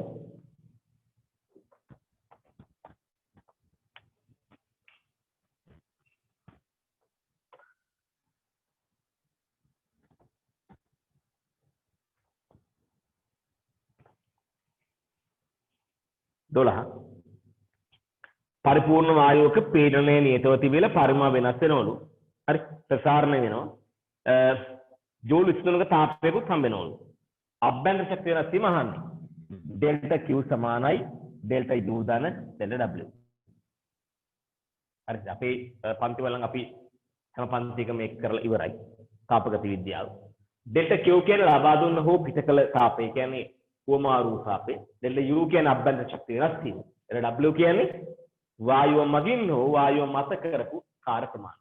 වායුව මගින් හෝ වායුව මත කරපු කාර්ය ප්‍රමාණය තමයි ඩෙල්ටා W කියලා කියන්නේ.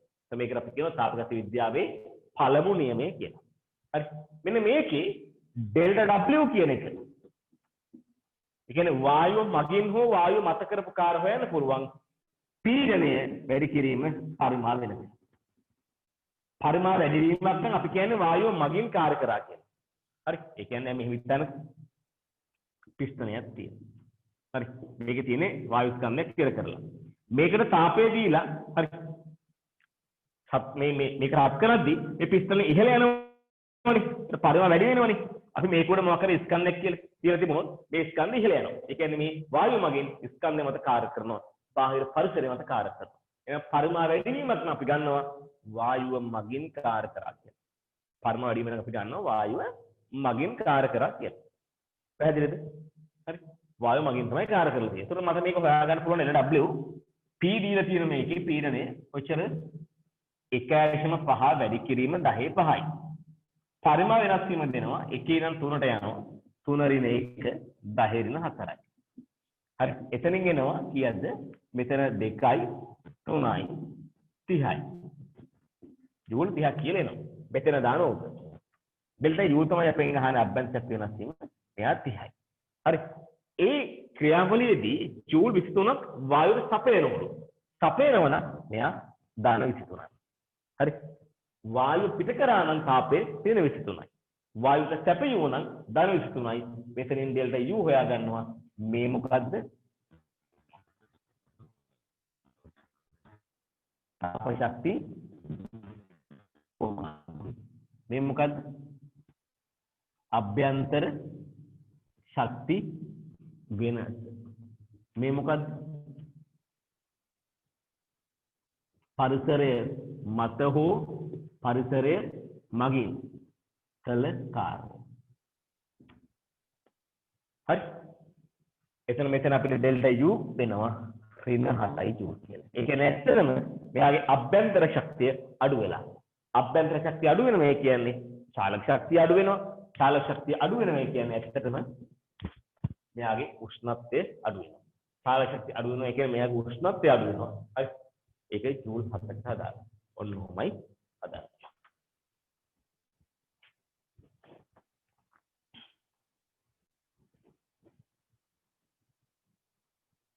හරි. 23 ඉස්කෝලේ පටන් ගත්තට පස්සේ අපි සුපුරුදු විදියට පේපර් ක්ලාස් එක නම ආයතනයේ පටන් ගන්නවා. හැබැයි මේ මාසේ සම්පූර්ණ වෙනකන් අපි පේපර් ක්ලාස් එක ඔන්ලයින් තමයි කරන්නේ. ඒ කියන්නේ ඊළඟ සිකුරාදා පේපර් ක්ලාස් එක ඔන්ලයින් තියෙනවා.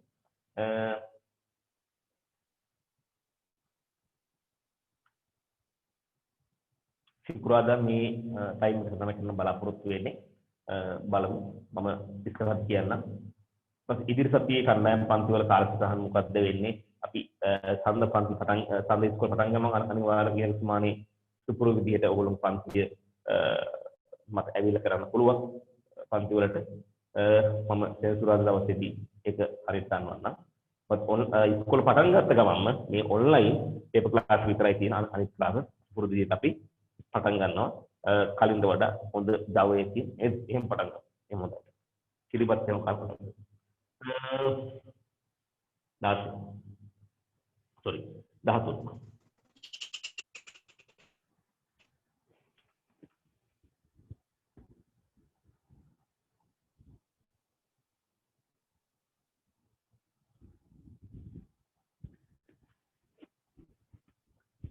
හරි. කට්ටෝත් පොඩි වෙලාවක් ඇයි මට කට් වෙන සද්ද ඇහෙනවා. මේ මම ගානක් සාකච්ඡා කළා තමයි මතයි කනෙක්ට් කරන්න වෙන්නේ. 13 දාසේ වූ වාතයේ අඩංගු කෙලවර සංවෘත අනුනාද නලයක් හරි සරසුලක් සමග අනුනාද වේ. ඒ කියන්නේ ඒ දෙකේ සංඛ්‍යා සමානයි. වාතයේ උෂ්ණත්වය 51 දක්වා වැඩි කළ විට තත්පරයකදී නුඹුතුම් 4ක් ඇතුණු සරසුලේ සංඛ්‍යාව 16යි 51යි 4යි.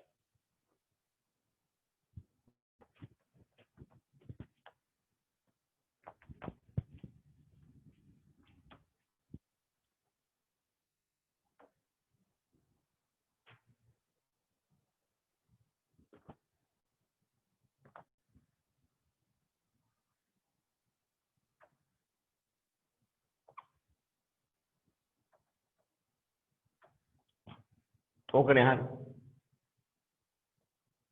මේ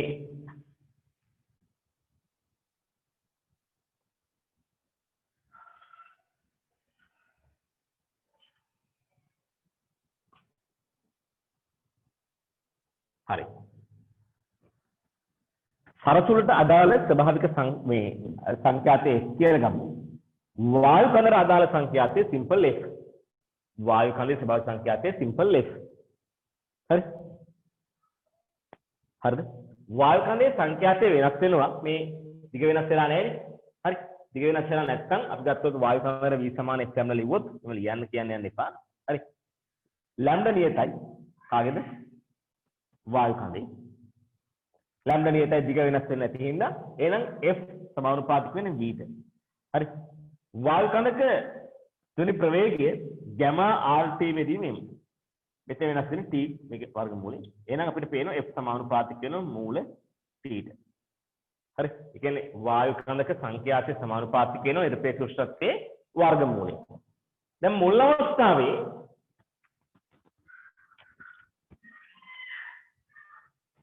සිම්පල් f සමාන වෙනවා කැපිටල් f ට.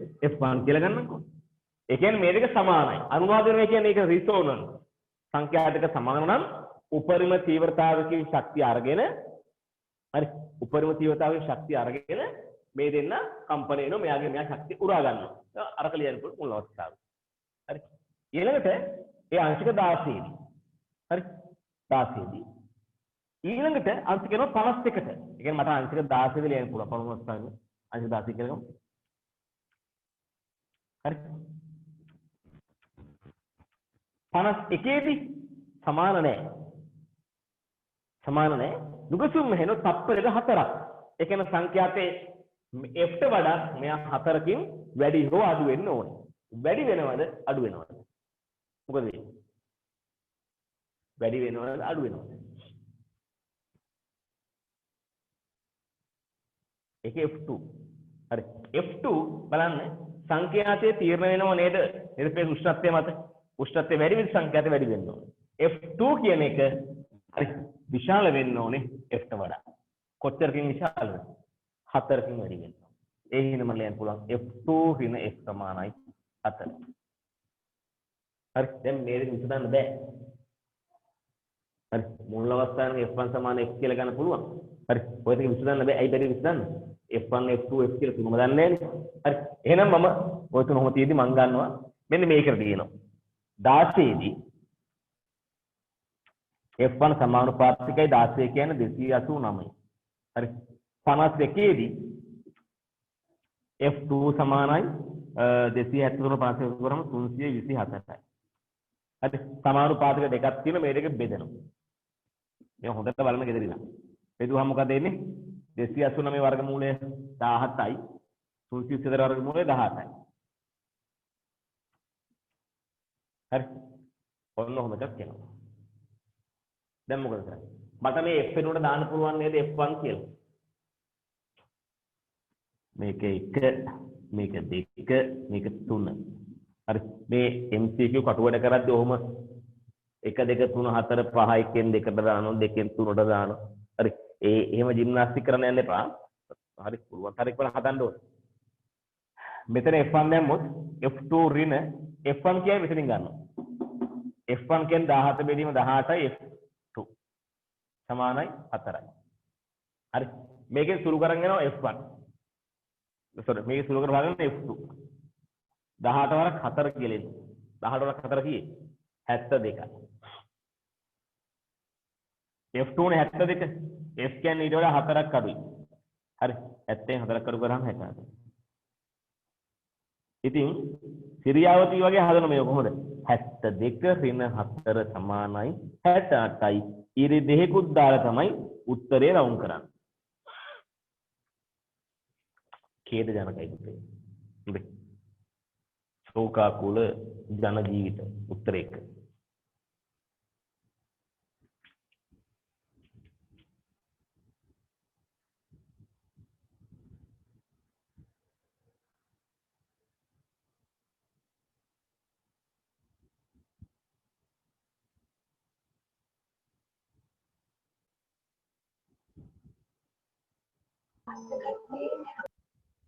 माइक ऑफ करगන්න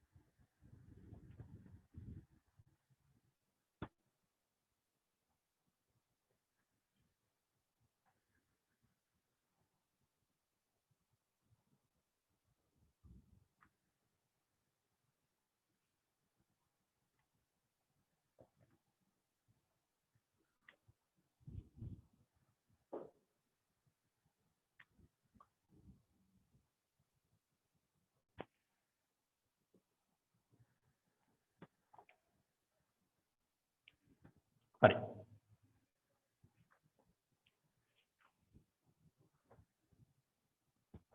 දාහතර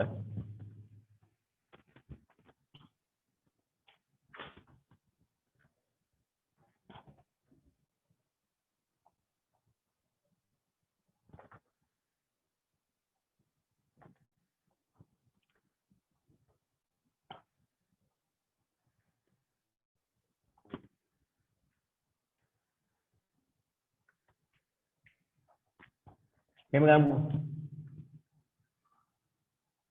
මිනිහෙක් කියන මෙතන. මෙතන පාරක් තියෙනවා. මේ පාරේ වාහනයක් යනවා v වේගයෙන්. මේ වාහනේට තියෙන ස්වභාවික සංඛ්‍යාත f0 වල නලාවක්. හරි.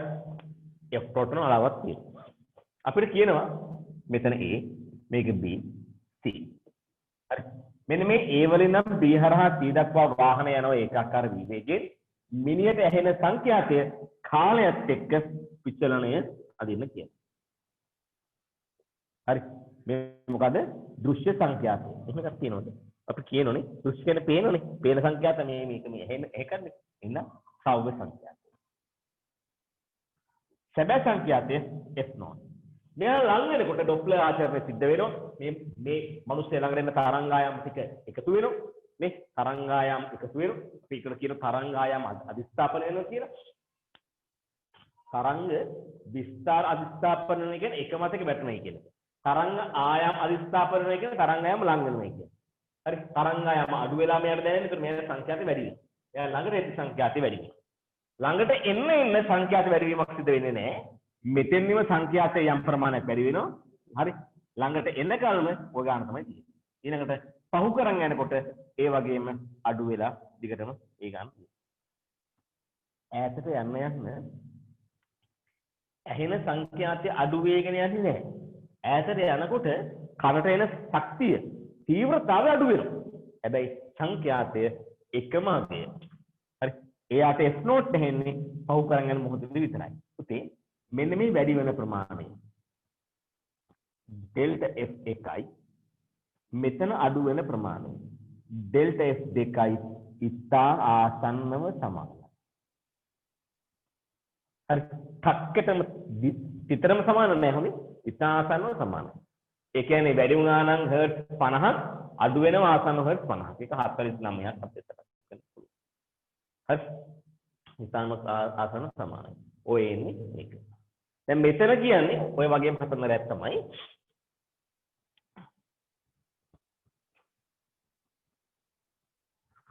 මම මේක මකලින්න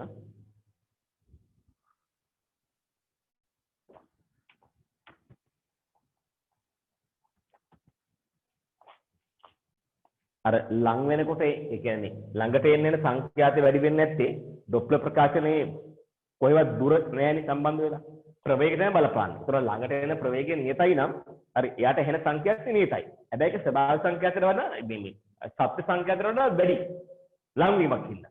ඈත් වෙනකොට එයාට එන සංඛ්‍යාතය සත්‍යයට වඩා අඩුයි. හැබැයි දිගට මේක නියතයි. හරි. දැන් එනවා සරල අනුවස්ය සම්පේද වස්තුවක් තියෙනවා.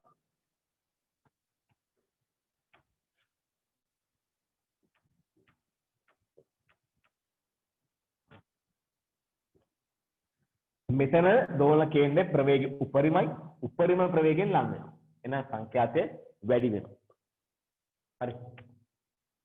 F වැඩි. මෙතන මම මේක ඩෙල්ටා F කියලා ගන්නම්. ඩෙල්ටා F වැඩි. මෙතන ප්‍රවේගය බිඳුවයි. මෙතන ප්‍රවේගය උපරිමයි. මෙතන ප්‍රවේගය බිඳුවයි විස්තර. හරි මේක ධන විස්තරය. මේ ඍණ විස්තරය ඒ ප්‍රවේගය බිඳුවයි. ප්‍රවේගය බිඳුව නම් ඩෙල්ටා F බිඳුවයි. ඒ කියන්නේ වෙනස් වීමක් නැහැ. මෙතනදී උපරිම ප්‍රවේගයෙන් ඈත් වෙනවා එහෙනම් ඩෙල්ටා F අඩු වෙනවා උපරිම ප්‍රවේගය මේ උපරිම ප්‍රමාණයකින් මෙතන ඩෙල්ටා F බිඳුවයි මෙතන ආයෙත් උපරිම ප්‍රවේගයෙන් ලං වෙනවා ඩෙල්ටා F උපරිම අගයකින් වැඩි වෙනවා එහෙනම් කොහොමද ප්‍රස්තාරය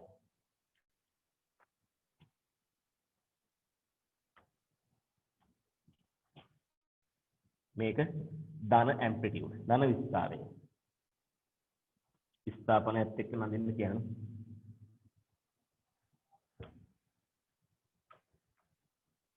මෙතන ඇහෙන සංඛ්‍යාව මේ ශ්‍රේණ විස්තරය මෙතෙන්දී සැවයාගේ F කියලා F නෝට් කියලා ගත්තොත් උපරිම ප්‍රමාණයකින් වැඩි වෙනවා හරි මෙතන සැවයාගේ ආයත උපරිම ප්‍රමාණයකින් අඩු වෙනවා ආයත මෙතන සැවයාගේ ආයත උපරිම ප්‍රමාණයකින් වැඩි වෙනවා. එහෙනම් කොහොම ප්‍රස්තාරයෙන් සම්මිතිය වෙන ප්‍රස්තාරය වෘත්තාකාර වෙන්න ඕනේ නැහැ. හරි මේක නම් මේ පැත්තට ගත්ත ලොකුයි වගේ මට හිතෙනවා සම්මිතිය වෙන්න ප්‍රස්තාරය.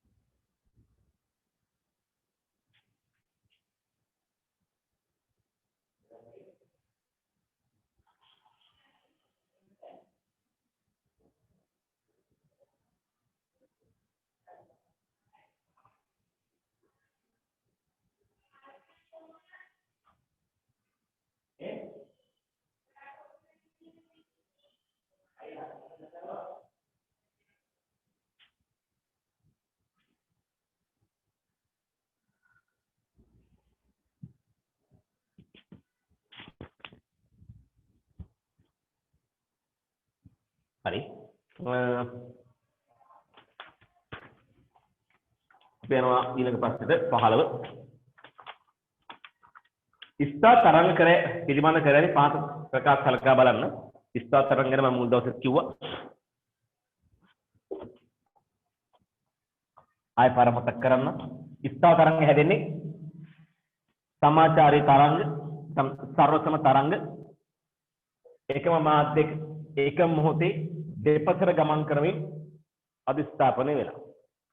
හරි. එතන මුලින්ම කියන සමාචාරී තරංග එකම මාධ්‍යයක එකම අතර ගමන් කරනවා නෙමෙයි දෙපැත්තට ගමන් කරලා තමයි ස්ථා තරංග නිර්මාණය වෙන්නේ. එකම පැත්තට ගමන් කර අධිස්ථාපනය වුණොත් විස්තරය හරි දෙගුණ වීමක් සිද්ධ වෙයි. හරි විස්තර දෙගුණ වීමක් සිද්ධ වෙයි. මේ તો ස්ථාර තරංග නිර්මාණය වෙන්නේ නැහැ. ස්ථාර තරංග නිර්මාණය වෙන්නේ දෙපස රැවිල් අධිස්ථාපන විතරයි. ස්ථාර තරංගයක අපි ගත්තොත් මෙහෙම මේ තියෙන පුඩුනේ මේ තියෙන එක පුඩුවක්. මේ එක පුඩුවක ලක්ෂණ කීපයක් තියෙනවා. අනුයාත පුඩුව තුල අංශුන්ගේ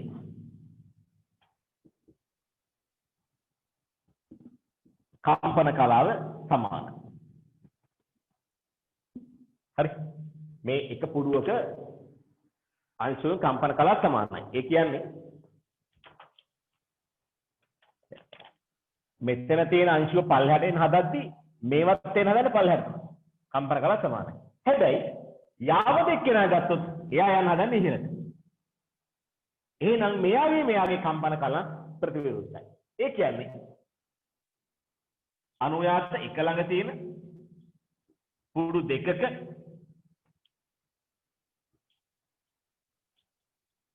කම්පන කලාව රේඩියන 5 වලින් වෙනස් වෙනවා.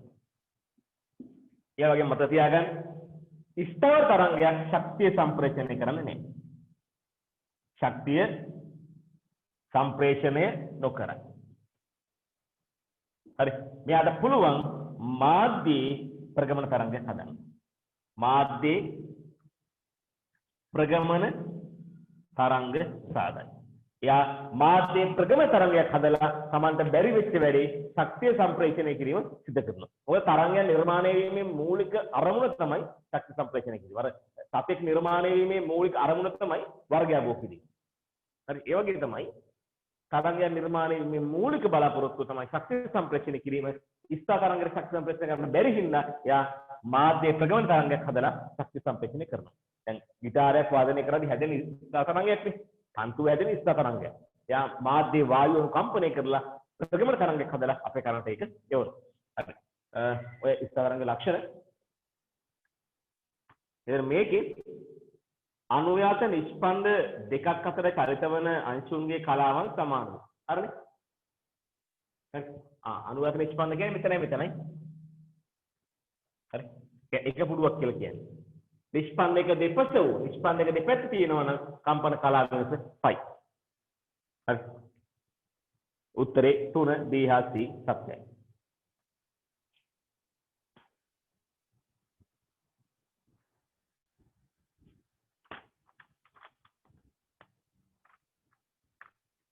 ඊළඟට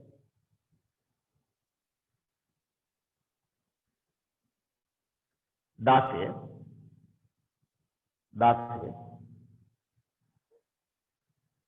ප්‍රශ්න බලන්න. නියත ආතතියකට යටත් කර ඇති තන්තුවක් කම්පණය වන දිග වෙනස් කරමින් සරතුලක් සමග නුගසුම් ඇති කරන ලදී. තන්තුවේ දිග 60යි 58යි වන විට හරි දෙකක සංඛ්‍යාතයේ යුත් නුගසුම් ඇතිනි නම් සරතුලේ සංඛ්‍යාතය සොයන්නේ. සරතුලේ සංඛ්‍යාතය වන්නේ. ගාන කියවල හරියට තේරුම් ගන්න. සරතුලක් තියෙනවා. හරි තන්තුවක් තියෙනවා. තන්තුවයි සරතුලයි එක ළඟ තියලා කම්පණය කරනවා. අවස්ථා දෙකේදීම තන්තුවේ ආතතිය නියතයි. තන්තුවේ දිග වෙනස් කරනවා. එක වෙලාවකදී 60යි අනිත් වෙලාවේ 58යි. 60න් තියලා අනුනාද කරත් 60න් තියලා එක ළඟ තියලා කම්පණය කරත් නුගසුම් මෙහෙනවා හර්ට් දෙකට. 58 දිග තියලා කම්පණය කරත් නුගසුම් මෙහෙනවා හර්ට් දෙක. ඒ කියන්නේ අවස්ථා දෙකේදීම සරතුලයි කම්පිය අතර තියෙන පරතර දෙකක්. හරි අපි දන්නවා කම්බියක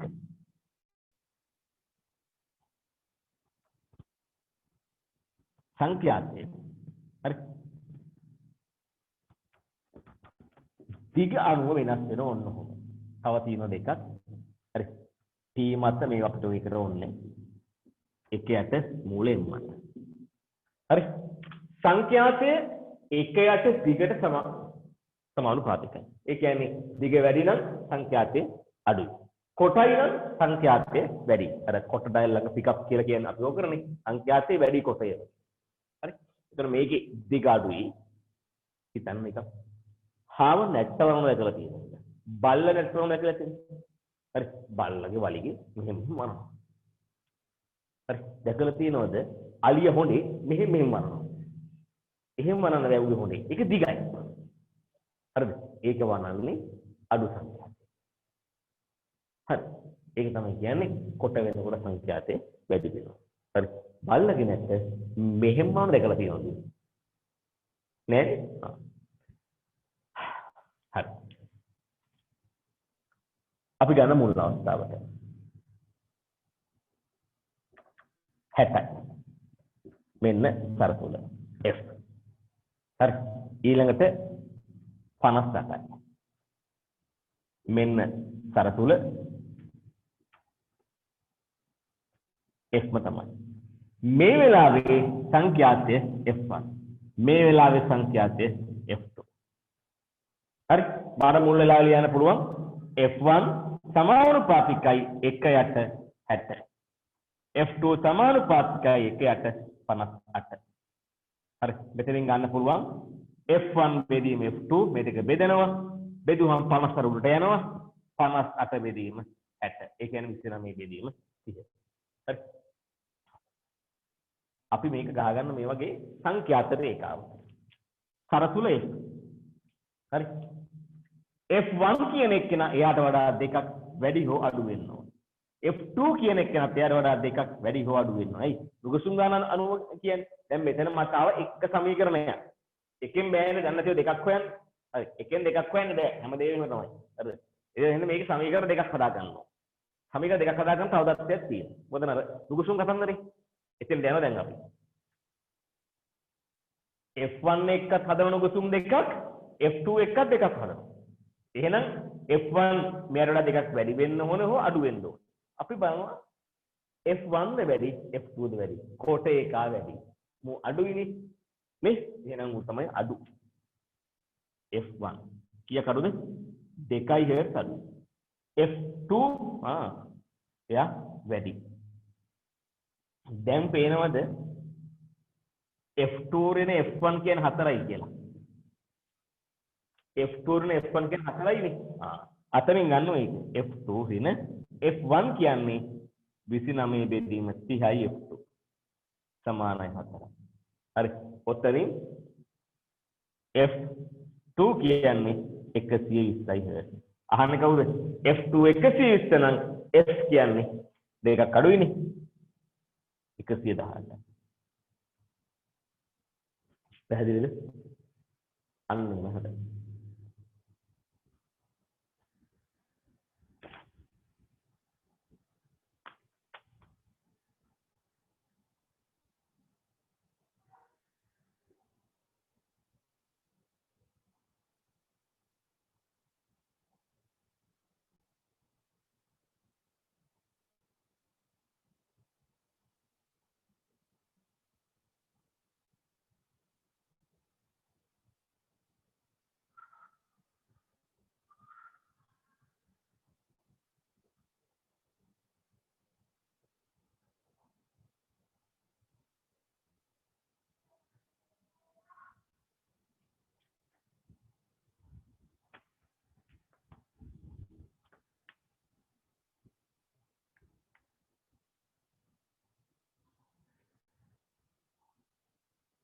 රාහත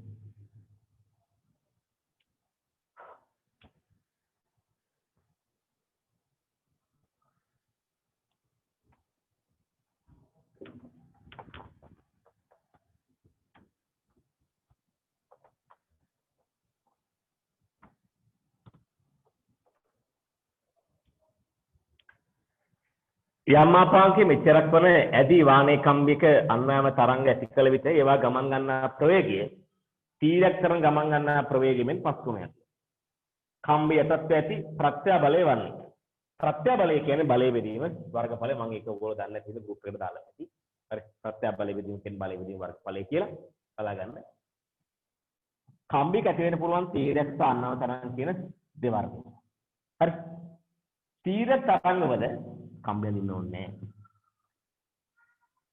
තීරයක් මේක වර්ගමූල t බෙදීම m මගින් තමයි දෙන්නේ. අන්වයව තරංග ප්‍රවේගය සමාන වෙනවා E යට රෝට. හරි.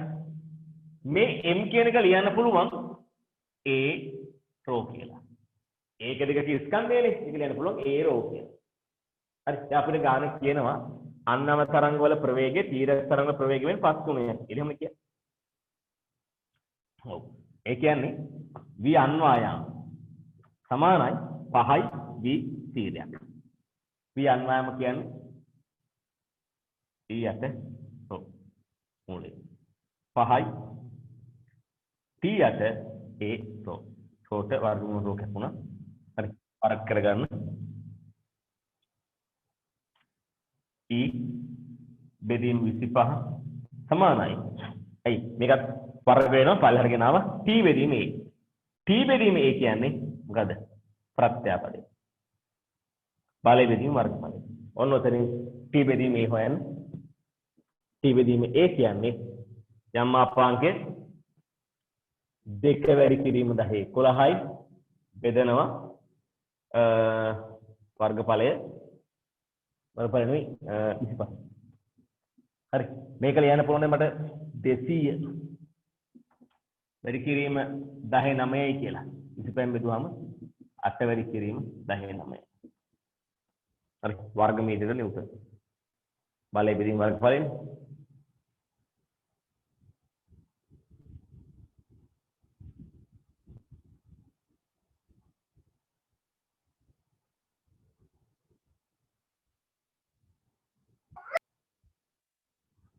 ඒ පොඩි උන් කෑ ගන්න සද්ද ඇහෙනවා කුකුල්ලු කෑ ගන්න ඇහෙනවා මයික් ඔෆ් කරන් ඉන්නවා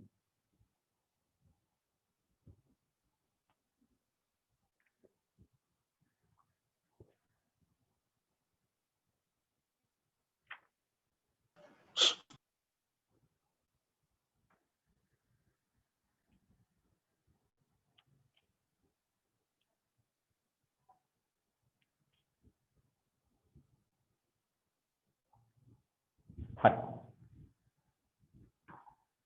18 10 උත්තර 1ද 2ද 1ද 2ද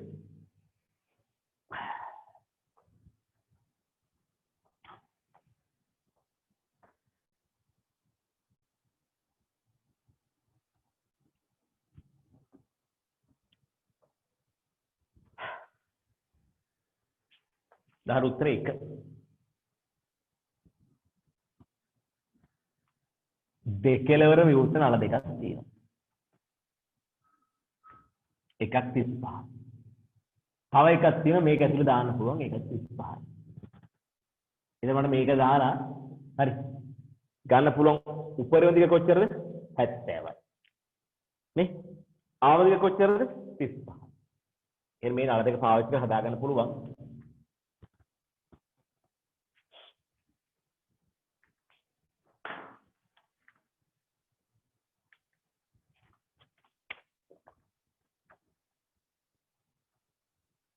තනාගත හැකි උපරිම දිග 35යි 70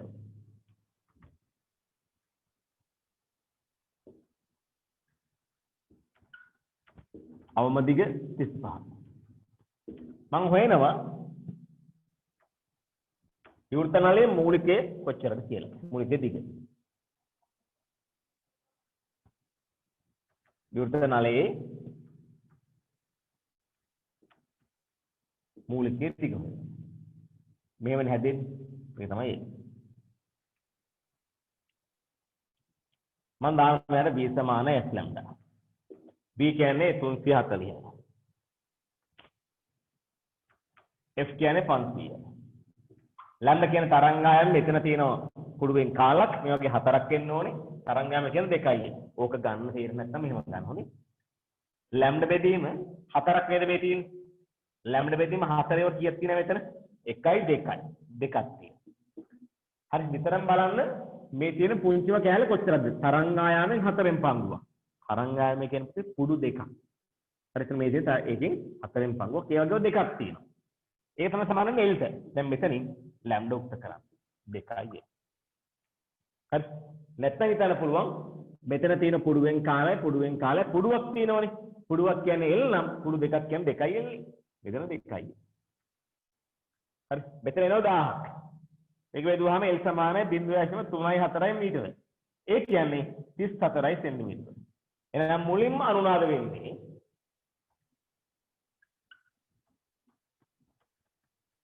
කීයද?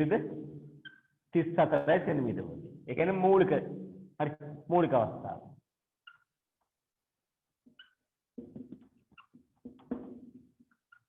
ඊළඟට පළමු වෙන්නේ නේද?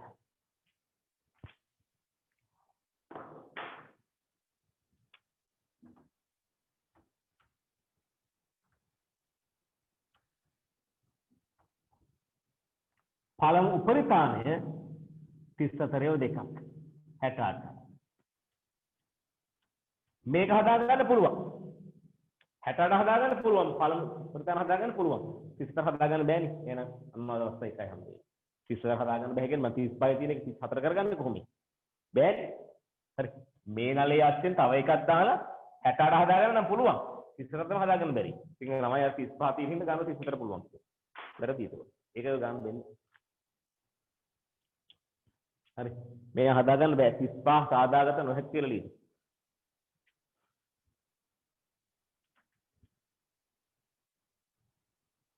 දහනමය ප්‍රශ්න හරවගෙන කියව ගන්න.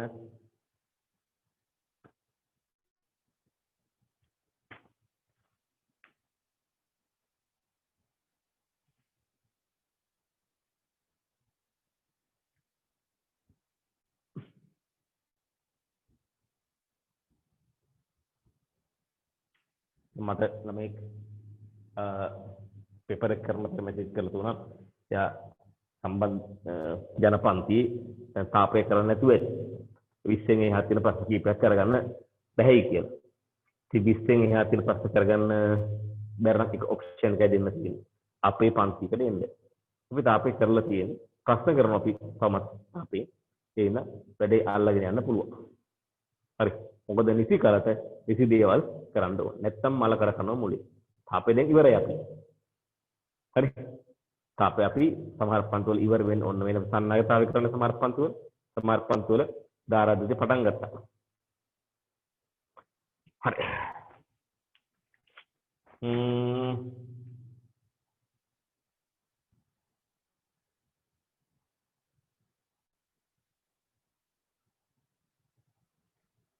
ලක්ෂ්‍ය ධ්වනි ප්‍රභව 4ක් තියලා හරි එකක් 25 බගේ ක්ෂමතාවයේ යුක්ත ඒ වගේ මීටර 10ක් දුරින් යම් තීව්‍රතාවයක් ශ්‍රවණය වෙනවලු.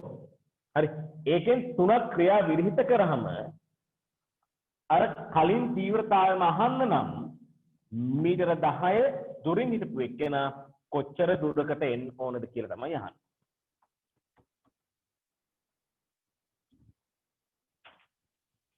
ඒ කියන්නේ මෙහෙමනේ. මෙතන තියෙනවා ප්‍රභව 4ක්. මීටර 10ක් දුරින් හිටිය පුද්ගලයෙක්. එයාට හොන තීව්‍රතාවය I. හරි. මට ලියත හැකි ඒ වෙලාවේ I සමානුපාතිකයි P යට R වර්ගනේ. හරි. කොහොමද ඒක එන්නේ? ඒක එන්නේ හැටි කියලා ගන්න පොඩ්ඩක්.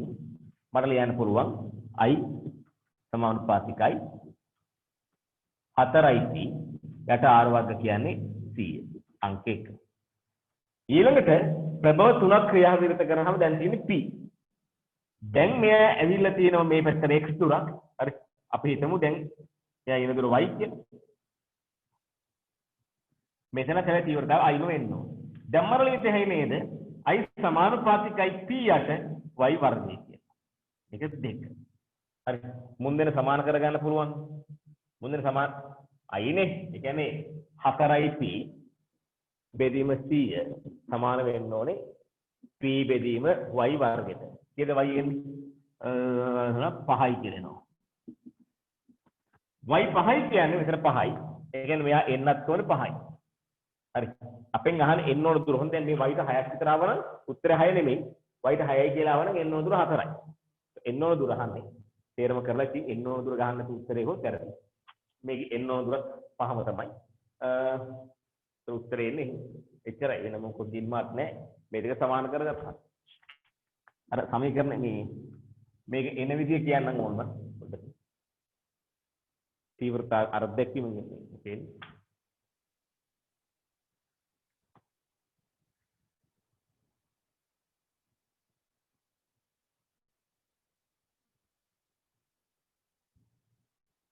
හරි.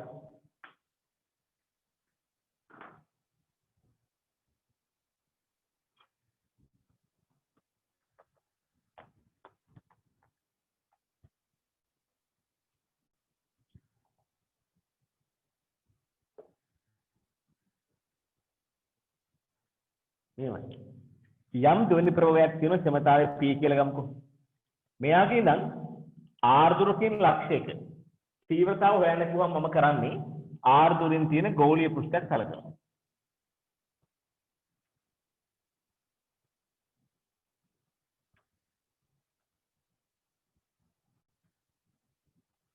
මෙන්න මේ R දුරින් තියෙන ගෝලීය පෘෂ්ඨයක් සැලකුවා. මේ තියෙන්නේ ගෝලීය පෘෂ්ඨය. මේ ගෝලීය පෘෂ්ඨය හරහා තත්පරයකදී ගමන් කරන ලම්බකව තත්පරයකදී ගමන් කරන ශක්තිය අපි කියන තීව්‍රතාවය කියලා. එහෙනම් තීව්‍රතාවය කියන්නේ හරි. මෙයා හරහා ගමන් කළ මුළු ශක්තිය තත්පරයකදී බෙදෙන වර්ගඵලය. තත්පරයකදී මෙයා පිට කරන P ශක්තිය. ක්ෂමතාවෙන් P කියන්නේ ක්ෂමතාවය. ක්ෂමතාවය කියන්නේ සවිදු මේ දැන් ඉන්න කට්ටියගේ ගන්න ස්ක්‍රීන්ෂොට් එකක්.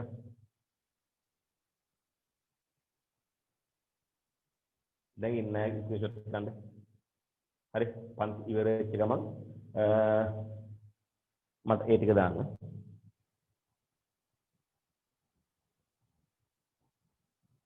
හරි මම ඒක බාර කරනවා ඒ විදිහට පස්සේ දුටක් බලපිටියේ කලින් රික්මන්ට් එකේ සවිදුට බලපිටියේ පස්සේ දුත් මට දාන්න ස්ක්‍රීන්ෂොට්.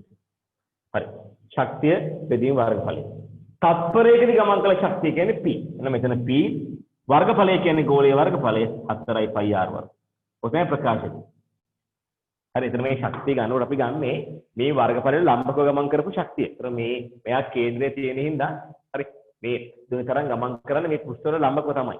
මේක පස්සේ අපි මෙතන තියෙන්නේ තත්පරයකදී ගලා ගිය බෙදෙන වර්ගඵලයේ ගෝලීය වර්ගඵලය 4යි πr වර්ග. ඒකව කරන උන්දින මැක්ස් වලින් ගෝලීය වර්ගඵලය ඇව්වම හරි 3න් 4යි πr ඝනයමයි කියන්නේ. මම දන්නේ කියන්නේ. ඒක කියන්නේ මොකද? ජෛව විවිධත්වය කියලා කියන්නේ ඒක තමයි. නේ මැක්ස් කරන අය බයෝ කරන අය ආසාවට ඕක කර කට්ටිය ඉන්නවා. අපිට තේරෙන්නේ නැහැ. හරි. අපි මේ කොච්චර දේම මේව කරත් ගණන් හදන්න බැහැ කියන්නේ ඒ ළමයි ඇඟේ මේ සබ්ජෙක්ට් එක නැහැ කියන එක. අයිති සිද්ධ කියන්නේ බැරි එකාට හරි මට ක්‍රිකට් ගහන්න මොන තරම් ආසාවක් තිබුණා. ඉස්සර දැන් නම් බෑ. හරි. ආසාව තිබුණත් මට ඒ වැඩේ කරන්න බෑ. ඇයි මගේ ඇඟේ එක නැහැ. මගේ ඇඟේ එක තියෙන්න ඕනේ. හරි. මම චිත්තාලින්න නම් මගේ ඇඟේ එක තියෙන්න ඕනේ. මම මැක්ස් කරන්න නම් මම සයන්ස් කරන්න නම් මගේ ඇඟේ එක තියෙන්න ඕනේ. මම ආර්ට් කරන්න නම් මගේ ඇඟේ කලාව තියෙන්න ඕනේ. මේක වෙන්නේ. මැක්ස් කරන්න ඕන එක ආර්ට් කරන්න යනවා. එහෙම යන්නේ නැහැ ඉතින්නේ. නැගක් තියෙනවනේ කලාව කරලා කලාව කන්නද කියලා ඇහුවේ. ඉස්සරහ රටේ ජනාධිපති කෙනෙක් ඇහුවා කලාව කන්නද කියලා. මේ එහෙනම් මැක්ස් කරන්න පුළුවන් උන් ආර්ට් කරන්න යන්නේ නැහැ. සිද්ධ වෙන්නේ ආර්ට් කරන්න ඕන ළමයි මැක්ස් කරනවා. කොමර්ස් කරන්න ඕන ළමයි මැක්ස් කරනවා. මම මේ ආර්ට් කොමර්ස් පල්ලෙහාට දාලා කතා කරන්නේ නෙමෙයි. හරි. මට හැමදේම එකයි. දැන් මේ අපේ ඇඟේ තියෙන දේවල් තියෙනවා. මාර්ටින් එක්කම තියෙන මැක්ස් කරා නම් එහෙනම් පුතේ අපේ ගමනේ වෙන්නේ නැහැ. හරි මඩොල් දුවලේ වෙන්නේ නැහැ. ඒ මිනිස්සයා ඇඟේ තුන කලාව ඒ මිනිස්සයා කලාව තමයි තමන්ගේ ජීවිතේ කරගන්නේ. ඒ හින්දා ආර්ට් කරන්න ඕන මැක්ස් කරන්න ඇවිල්ලා අන්තිමට අපිට අර සර් කියන ඒවාකින් ගණන් හදන්න බෑ. කොන්න කතන්දර. හරි. අන්තිමට පොයින්ට් එක එන්නේ අපිට. හොඳයි. එන මේ දැනුවත් කිරීම පිළිස තමයි කියන්නේ. සමහර අය ඉන්න එහෙම. i සමානයි p බෙදීම 4යි 5 r වර්ගය කියන එකේ 4යි 5 කියන එක අයින් කරලා තමයි මම අර i සමානුපාතිකයේ p බෙදීම r වර්ගය කියලා දැම්මේ. අපි යනවා ඊළඟට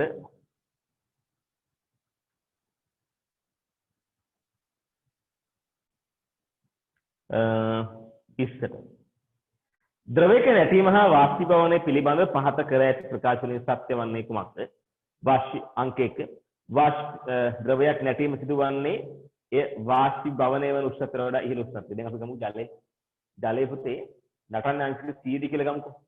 වාෂ්පීභවනය අංශක 0 නම් හරි අංශක 0 නම් තාපාංකය වෙනකම් සිද්ධ වෙනවා. අංශක 100 සිද්ධ වෙනවා. ඒ කියන්නේ වාෂ්පීභවනයේට නිශ්චිත උෂ්ණත්වයක් නැත.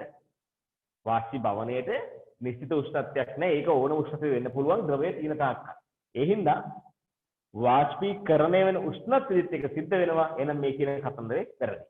හරි මෙතන කියන්නේ වාෂ්පීකරණය වෙන උෂ්ණත්වයට වඩා පහළින් කියලා තියෙන්නේ. නෑ වාෂ්පීකරණය වෙන උෂ්ණත්වයත් ඔක සිද්ධ වෙනවා. මගේ විවරණේ පැහැදිලි කරලා ලියලා ඇති ඔය කතන්දරේ. හරි මම හරි උත්තර ගැන විතරක් කියන්නම්. වාෂ්පීභවනයේ ඕනෑම උෂ්ණත්වයක සිදුවිය හැකි නමුත් හරි තාපාංකය බාහිර පීඩනය සඳහා පවතී. මොකද කියලා ඇති තාපාංකයේදී පරිමාව වැඩි වීමක් තමයි වෙන්නේ ඔය බාහිර පීඩනයේ බලපාන විදිය. හරි අපි හිතමු දැන් ද්‍රවයක් වාෂ්ප වෙනවා. ද්‍රවය ජලය කියලා ගමුකෝ. ජලය වාෂ්ප වෙනවා. ජලය වාෂ්ප වෙනකොට පරිමාව ලීටර එකක් නම් තියෙන්නේ මෙතන ලීටර 24ක් එදෙන කියලා ගමුකෝ අපි.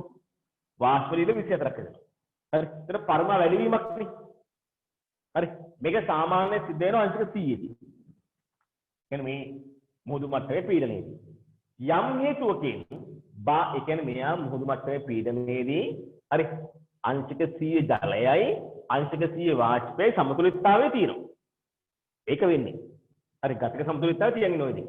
හැබැයි උෂ්ණත්වය 100ට පීඩනය 10 බල 5ට වඩා යම් ප්‍රමාණයක් වැඩි වුණොත් පීඩනය යම් ප්‍රමාණයක් වැඩි වුණොත් මොකද වෙන්නේ? පීඩනයේ වැඩිවීම මෙන්න මේ පරිමාව වැඩිවීමේ ක්‍රියාවලියට බාධාවක්. ඇයි? ජලයේ වාෂ්පයේදී පරිමාව 24 ගුණයක් වෙලා. පීඩනයේ වැඩිවීම පරිමාව වැඩිවීමේ ක්‍රියාවලියට බාධාවක් ඇති කරනවා. ඒ හින්දා 100 දී මේ වැඩේ වෙන්නේ නැහැ. තාපාංකය ඉහළ යනවා 130ට 140. ප්‍රෙෂර් එක කුකර් එක ඇතුළේදී වෙන්නේ ඕක. පීඩන උඳුන කියලා එකක් තියෙනවා. පීඩන උඳුන. ඒකෙදි පීඩනය වැඩි කරනවා. හරි. ඒකෙදි පීඩනය වැඩි කරනවා.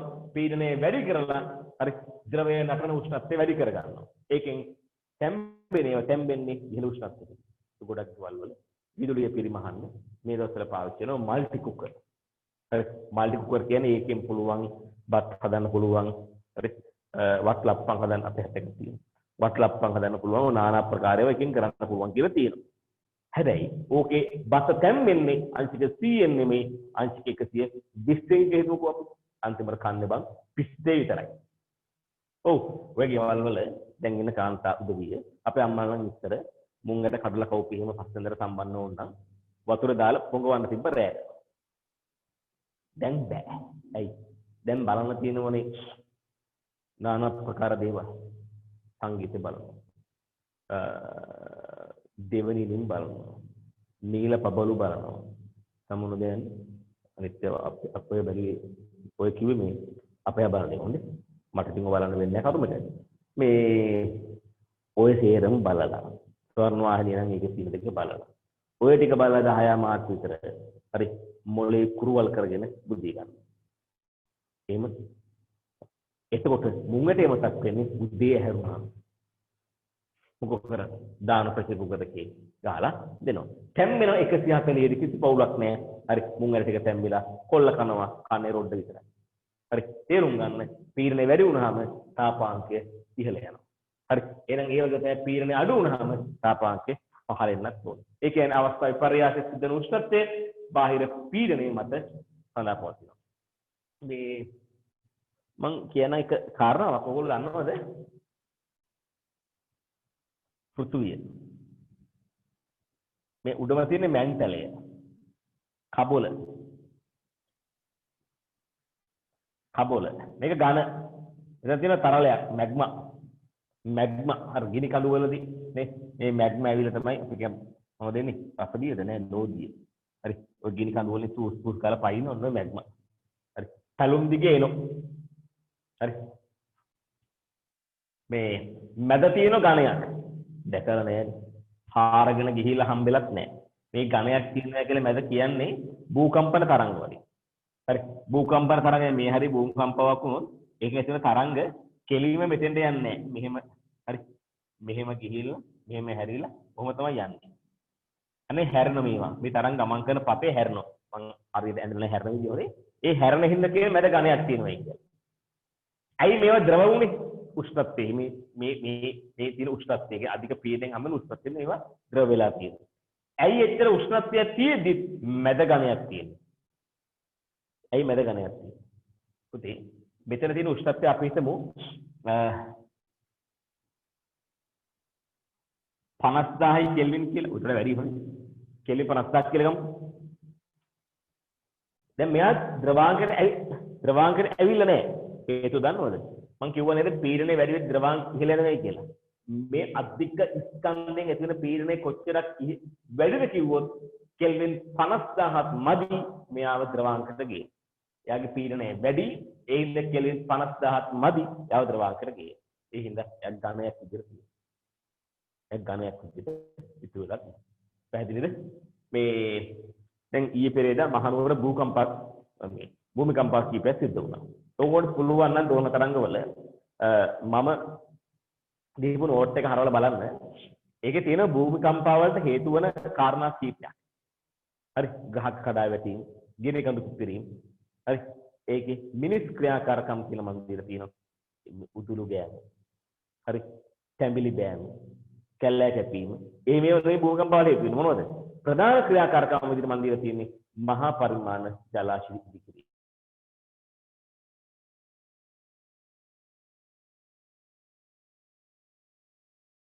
ක්‍රියාත්මක වෙච්ච ඩිස්ට්‍රික්ට්. ඕන්න දැන් භූමිකම්පා දිගින් දිගට සිද්ධ වෙනවා. ඔක 90 ගණන් සිද්ධ වුණා. දැන් ආයෙත් පටන් ගන්න තියෙනවා. මොකද මේ මහා පරිමාණ ජලාශය පොළොව මතනේ. ඒ පොළොව අස්ථාවරණ කඩන් වැටෙන්න පුළුවන්. හරි. අපි යනවා ඊළඟ කොටසට. කරන්ට් ගියේ හින්දා වේලාව පොඩක් වරක් වෙන්න පුළුවන් අද හොඳේ.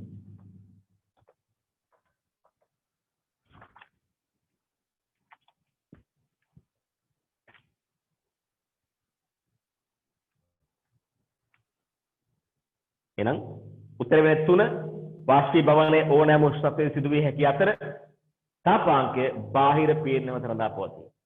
හරි. එතන ප්‍රශ්නයක් අහන්න පුළුවන් ළමයිට මේ 4 වාෂ්පීභවනයේ ප්‍රතිඵලය වෙන්නේ ද්‍රවයේ තුල ඇති ශක්තියෙන් වැඩි අණු ඉවත් වීම නෙමෙයිද කියන්නේ. නෑ පුතේ වාෂ්පීභවනයේ සිද්ධ වෙන ද්‍රවයේ මතු පිට.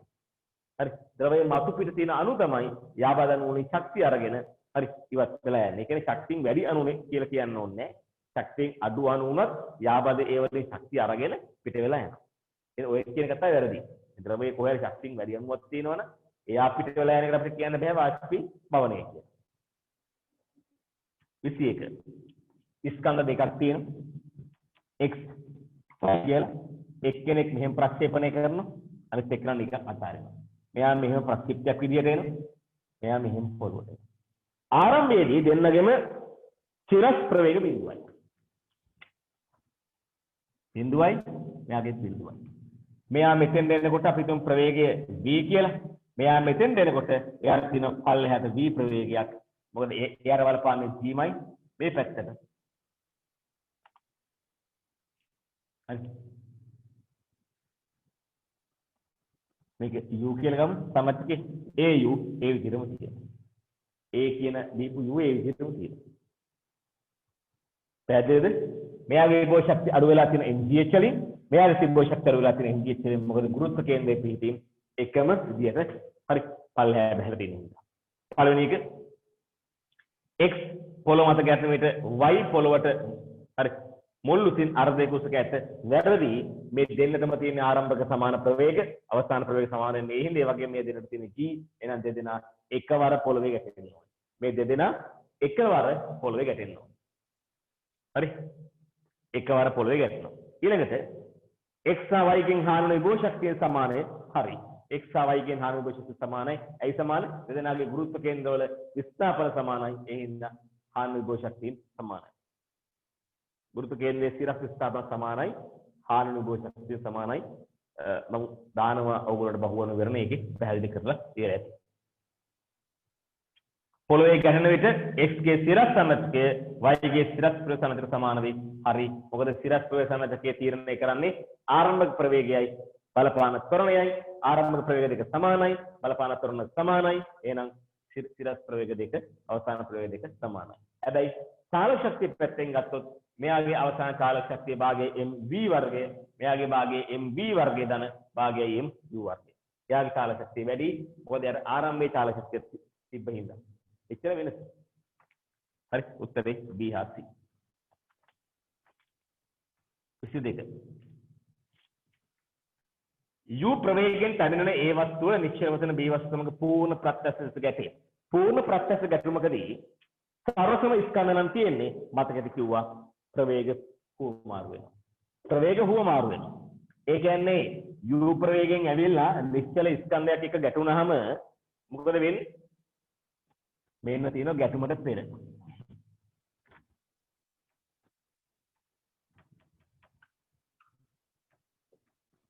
මෙයා u වලින් එනවා b කියන එක කෙනා නිශ්චලයි.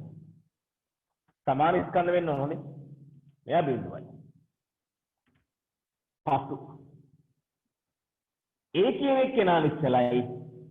b කියන එක කෙනා යනවා u වේගයෙන්. පූර්ණ ප්‍රත්‍යක්ෂයි කියලා කියන්නේ ගැටුමේදී චාලක ශක්තිය හානි වෙන්නේ නැහැ කියන එක. මේ ගැටුමේදී ඇති වෙන ආවේගික බල මේ දෙන්න අතර හටගන්න ආවේගික බල. ඒ ආවේගික බලවලදී මේ දෙන්නගේ ගම්මත හුවමාරුවීමක් තමයි සිද්ධ වෙන්නේ. පූර්ණ ප්‍රත්‍යක්ෂ වුණාම ස්කන්ධ හුවමාරු වෙනවා කියලා ගත්තා නම් වැඩි ලේසි. ස්කන්ධ හුවමාරු වෙනවා නම් ගම්මතත් ස්කන්ධ නෙමෙයි ප්‍රවේගය. ප්‍රවේග හුවමාරු වෙනවා නම් ගම්මත හුවමාරු වෙනවා. ඒ කියන්නේ මුලින් මෙයා ගම්මතාව mu, මෙයා ගම්මතාව බිඳුවයි, ඊපස්සේ මෙයාගේ බිඳුව වෙලා අරයාගේ mu වෙනවා. උත්තරේ වෙන්නේ 3. හරි. මෙයාගේ මුලින් mu තියෙනවා. ගැටුමේදී මේක අඩු වෙලා බිඳුවට යනවා. හරි. ඊට පස්සේ මේක බිඳුවයි. මුලින් b ගේ බිඳුවයි. ගැටුමේදී මේක වැඩි වෙලා b ට එනවා. පැහැදිලිද?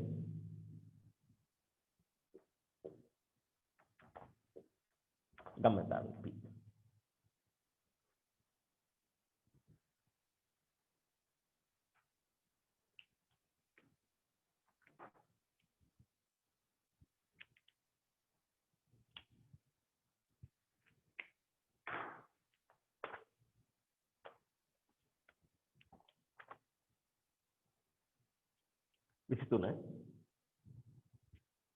නස්තික බලාගාරයක තාපු හුවමාරු කුටියට ඇතුළු වන අංශක 6 පවතින සිසිල් ජලය ඉන් පිටවන්නේ අංශක 16කට ඇවිල්ලලු. ජලයේ විශිෂ්ඨාපදාර්ථතාවය 4000යි. ඒ කියන්නේ අංශකයක උෂ්ණත්වයේ කිලෝග්‍රෑමයක උෂ්ණත්වය අංශකයකින් ඉහළ නම් වන්න දෙන්න ඕන තාප ප්‍රමාණය. හරි පීතාදා කියන්නේ ඒකනේ. ජලය මගින් තාප ඉවත් කරන ශීඝ්‍රතාවය මෙච්චරක් නම් ජලය ගලා යන ශීඝ්‍රතාවය. ශීඝ්‍රතාවය කියන්නේ විතරම කාලයෙන් බෙදිලා අපි හොයන රාශිය. හරි ඒක කාලයකදී සිද්ධ වෙන ප්‍රමාණය තමයි අපි ශීඝ්‍රතාවය කියලා කියන්නේ. අපි කියන ගැටුම් ශීඝ්‍රතාවය එහෙම කියනවා. දැන් මෙතන මම ගන්නවා q සමානයි ms delta theta. ශීඝ්‍රතාවයක් නේ කාලයෙන් බෙදෙනවා. අපෙන් අහන්නේ මෙන්න m බෙදීම t කියන එක. නේ මේ ජලය ගලා යන ශීඝ්‍රතාවය. මෙතන ඇයි එහෙම කිව්ව මම m බෙදීම t කියලා. උත්තර වල තියෙන්නේ එහෙමනේ. කිලෝ මිනිත්තු වල කිලෝග්‍රෑම් කියලා තියෙන්නේ. දැන් අහන්නේ ඒක.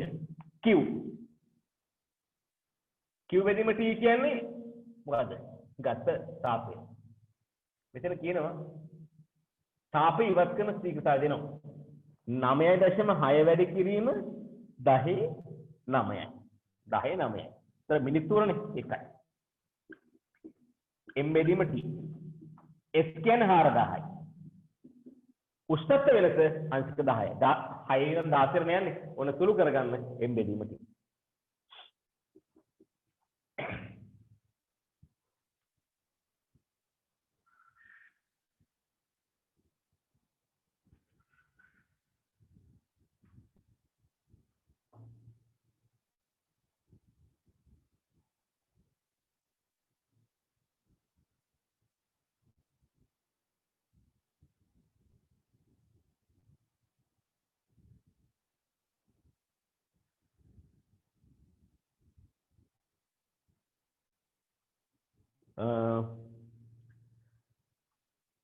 දැන් ඉන්න කට්ටියගේ ස්ක්‍රීන්ෂොට් එකක් ගන්න දනුක බලපිටිය දනුක.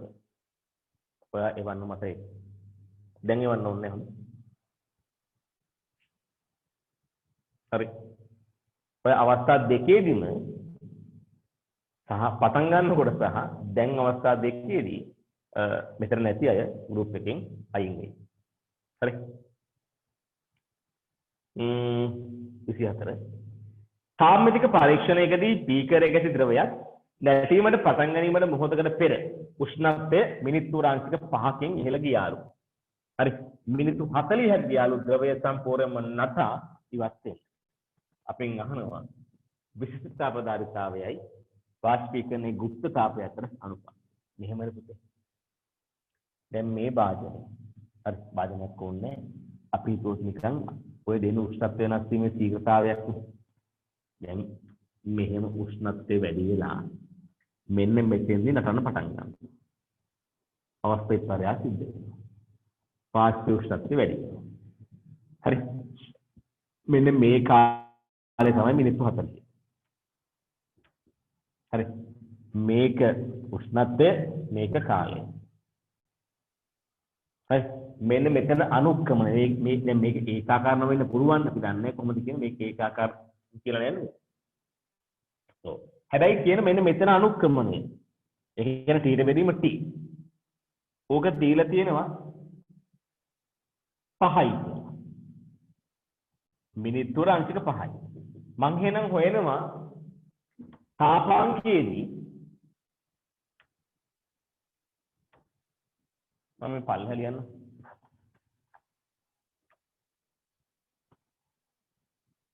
තාපාංකයේදී තාපය ලබා දීමේ ශීඝ්‍රතාවය Q බෙදීම T. හරි. ඒ කියන්නේ ms ඊට බෙදීම T නේ. මේක හොයන්න පුළුවන්. m එහෙම තියමු. s ඊට බෙදීම T කියන්නේ 5යි. හරි. දැන් නාම Q සමාන m. වාෂ්පීකරණය සිද්ධ වෙන්න ගත්ත මුළු තාපය තමයි Q කියන්නේ. මේ තියෙන තප්පරයක දීපු තාපය. මිනිත්තුක දීපු තාපය. ඒ වගේ 40 ගුණයක් යනවා අවස්ථා විපර්යාස සිද්ධ වෙන්න. ඕන මෙහෙම ලියගමුකෝ. අවස්ථා විපර්යාසයට වැය වූ මුළු තාපය 40 වාරයක් ms 5යි ms 5යි ms. හරි. දැන් දානවා Q සමානයි ms. 40 වාරයක් 5යි ms. මේක 5යි ms. මේක ms. m tem කැපුණා. අහන්නේ කුමම් 5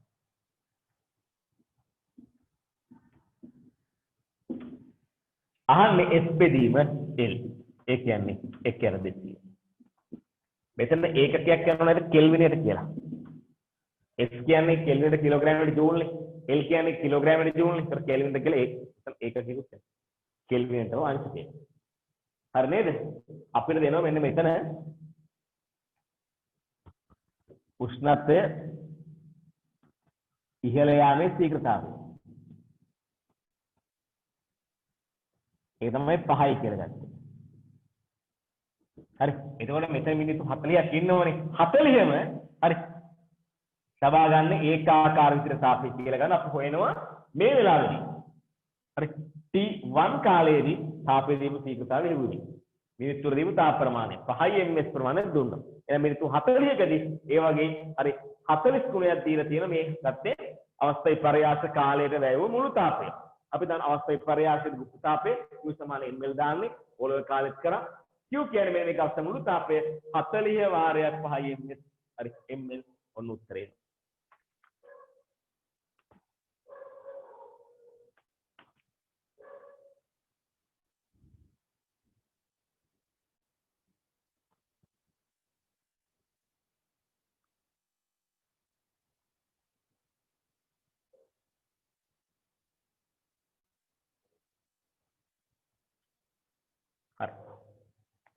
අපි වෙන ඊළඟ ගානට 25 මුද්‍රා තබන ලද බඳුනක ඇති පරිපූර්ණ වායුක වර්ග මධ්‍යන මූල වේගයේ v බඳුන මුල් පීඩනයෙන් 3 ගුණයක් හරි පීඩනයක් එනට තදුව තුල පීඩනය මුල් පීඩනයෙන් 3 ගුණයක් වෙනතුරු වෙනස් කරන ලදී. කොහොමද පීඩනය වෙනස් කරන්නේ? බලන්න. පරිමා වෙනස් නොවේ යයි සැලකිය හැක. වායුවේ නව වර්ග මධ්‍යන මූල වේගය. වර්ග මධ්‍යන මූල වේගය දැන් මේ එකම වායුවක් නේ. වායු වර්ගය වෙනස් වෙලා නැත්තම් වර්ග මධ්‍යන මූල වේගය තීරණය කරන් එකම එක සාධකයයි මොකද නිරපේක්ෂ උෂ්ණත්වයේ වර්ගමූලය. හරි වර්ග මධ්‍යන වේගය තීරණය කරන්නේ නිරපේක්ෂ උෂ්ණත්වය c වර්ග බා සමානුපාතික වෙන්නේ θ c වර්ග බා වල මූලය සමානුපාතික වෙනවා මූල θ. හරි වෙන මොනවාක් අසාධක බලපන්නේ නැහැ. දැන් මෙතන උෂ්ණත්වය වෙනස් වෙලා කියලා කියනවද? නෑනේ. නෑ. වහින් වල කියලා තියෙනවා. වැංගාර්ථයෙන් කියලා තියෙනවා. දැන් බලන්න උෂ්ණත්වය වෙනස් වෙලාද? නෑ. එහෙනම් වීම තමයි කියන හතරට ගහනවා. මෙතන කියනෝ නේද? පරිමාව නියතයි පීඩනයේ 3 ගුණයක් උනේ කියලා. ඒ කියන්නේ ගැටුම් ප්‍රමාණය 3 ගුණයක් කියලා. එහෙනම් වෙන උෂ්ණත්වය 3 ගුණයක් වුණා. හරි. පීඩනය අර P සමානුපාතික වෙන T ට බැවින්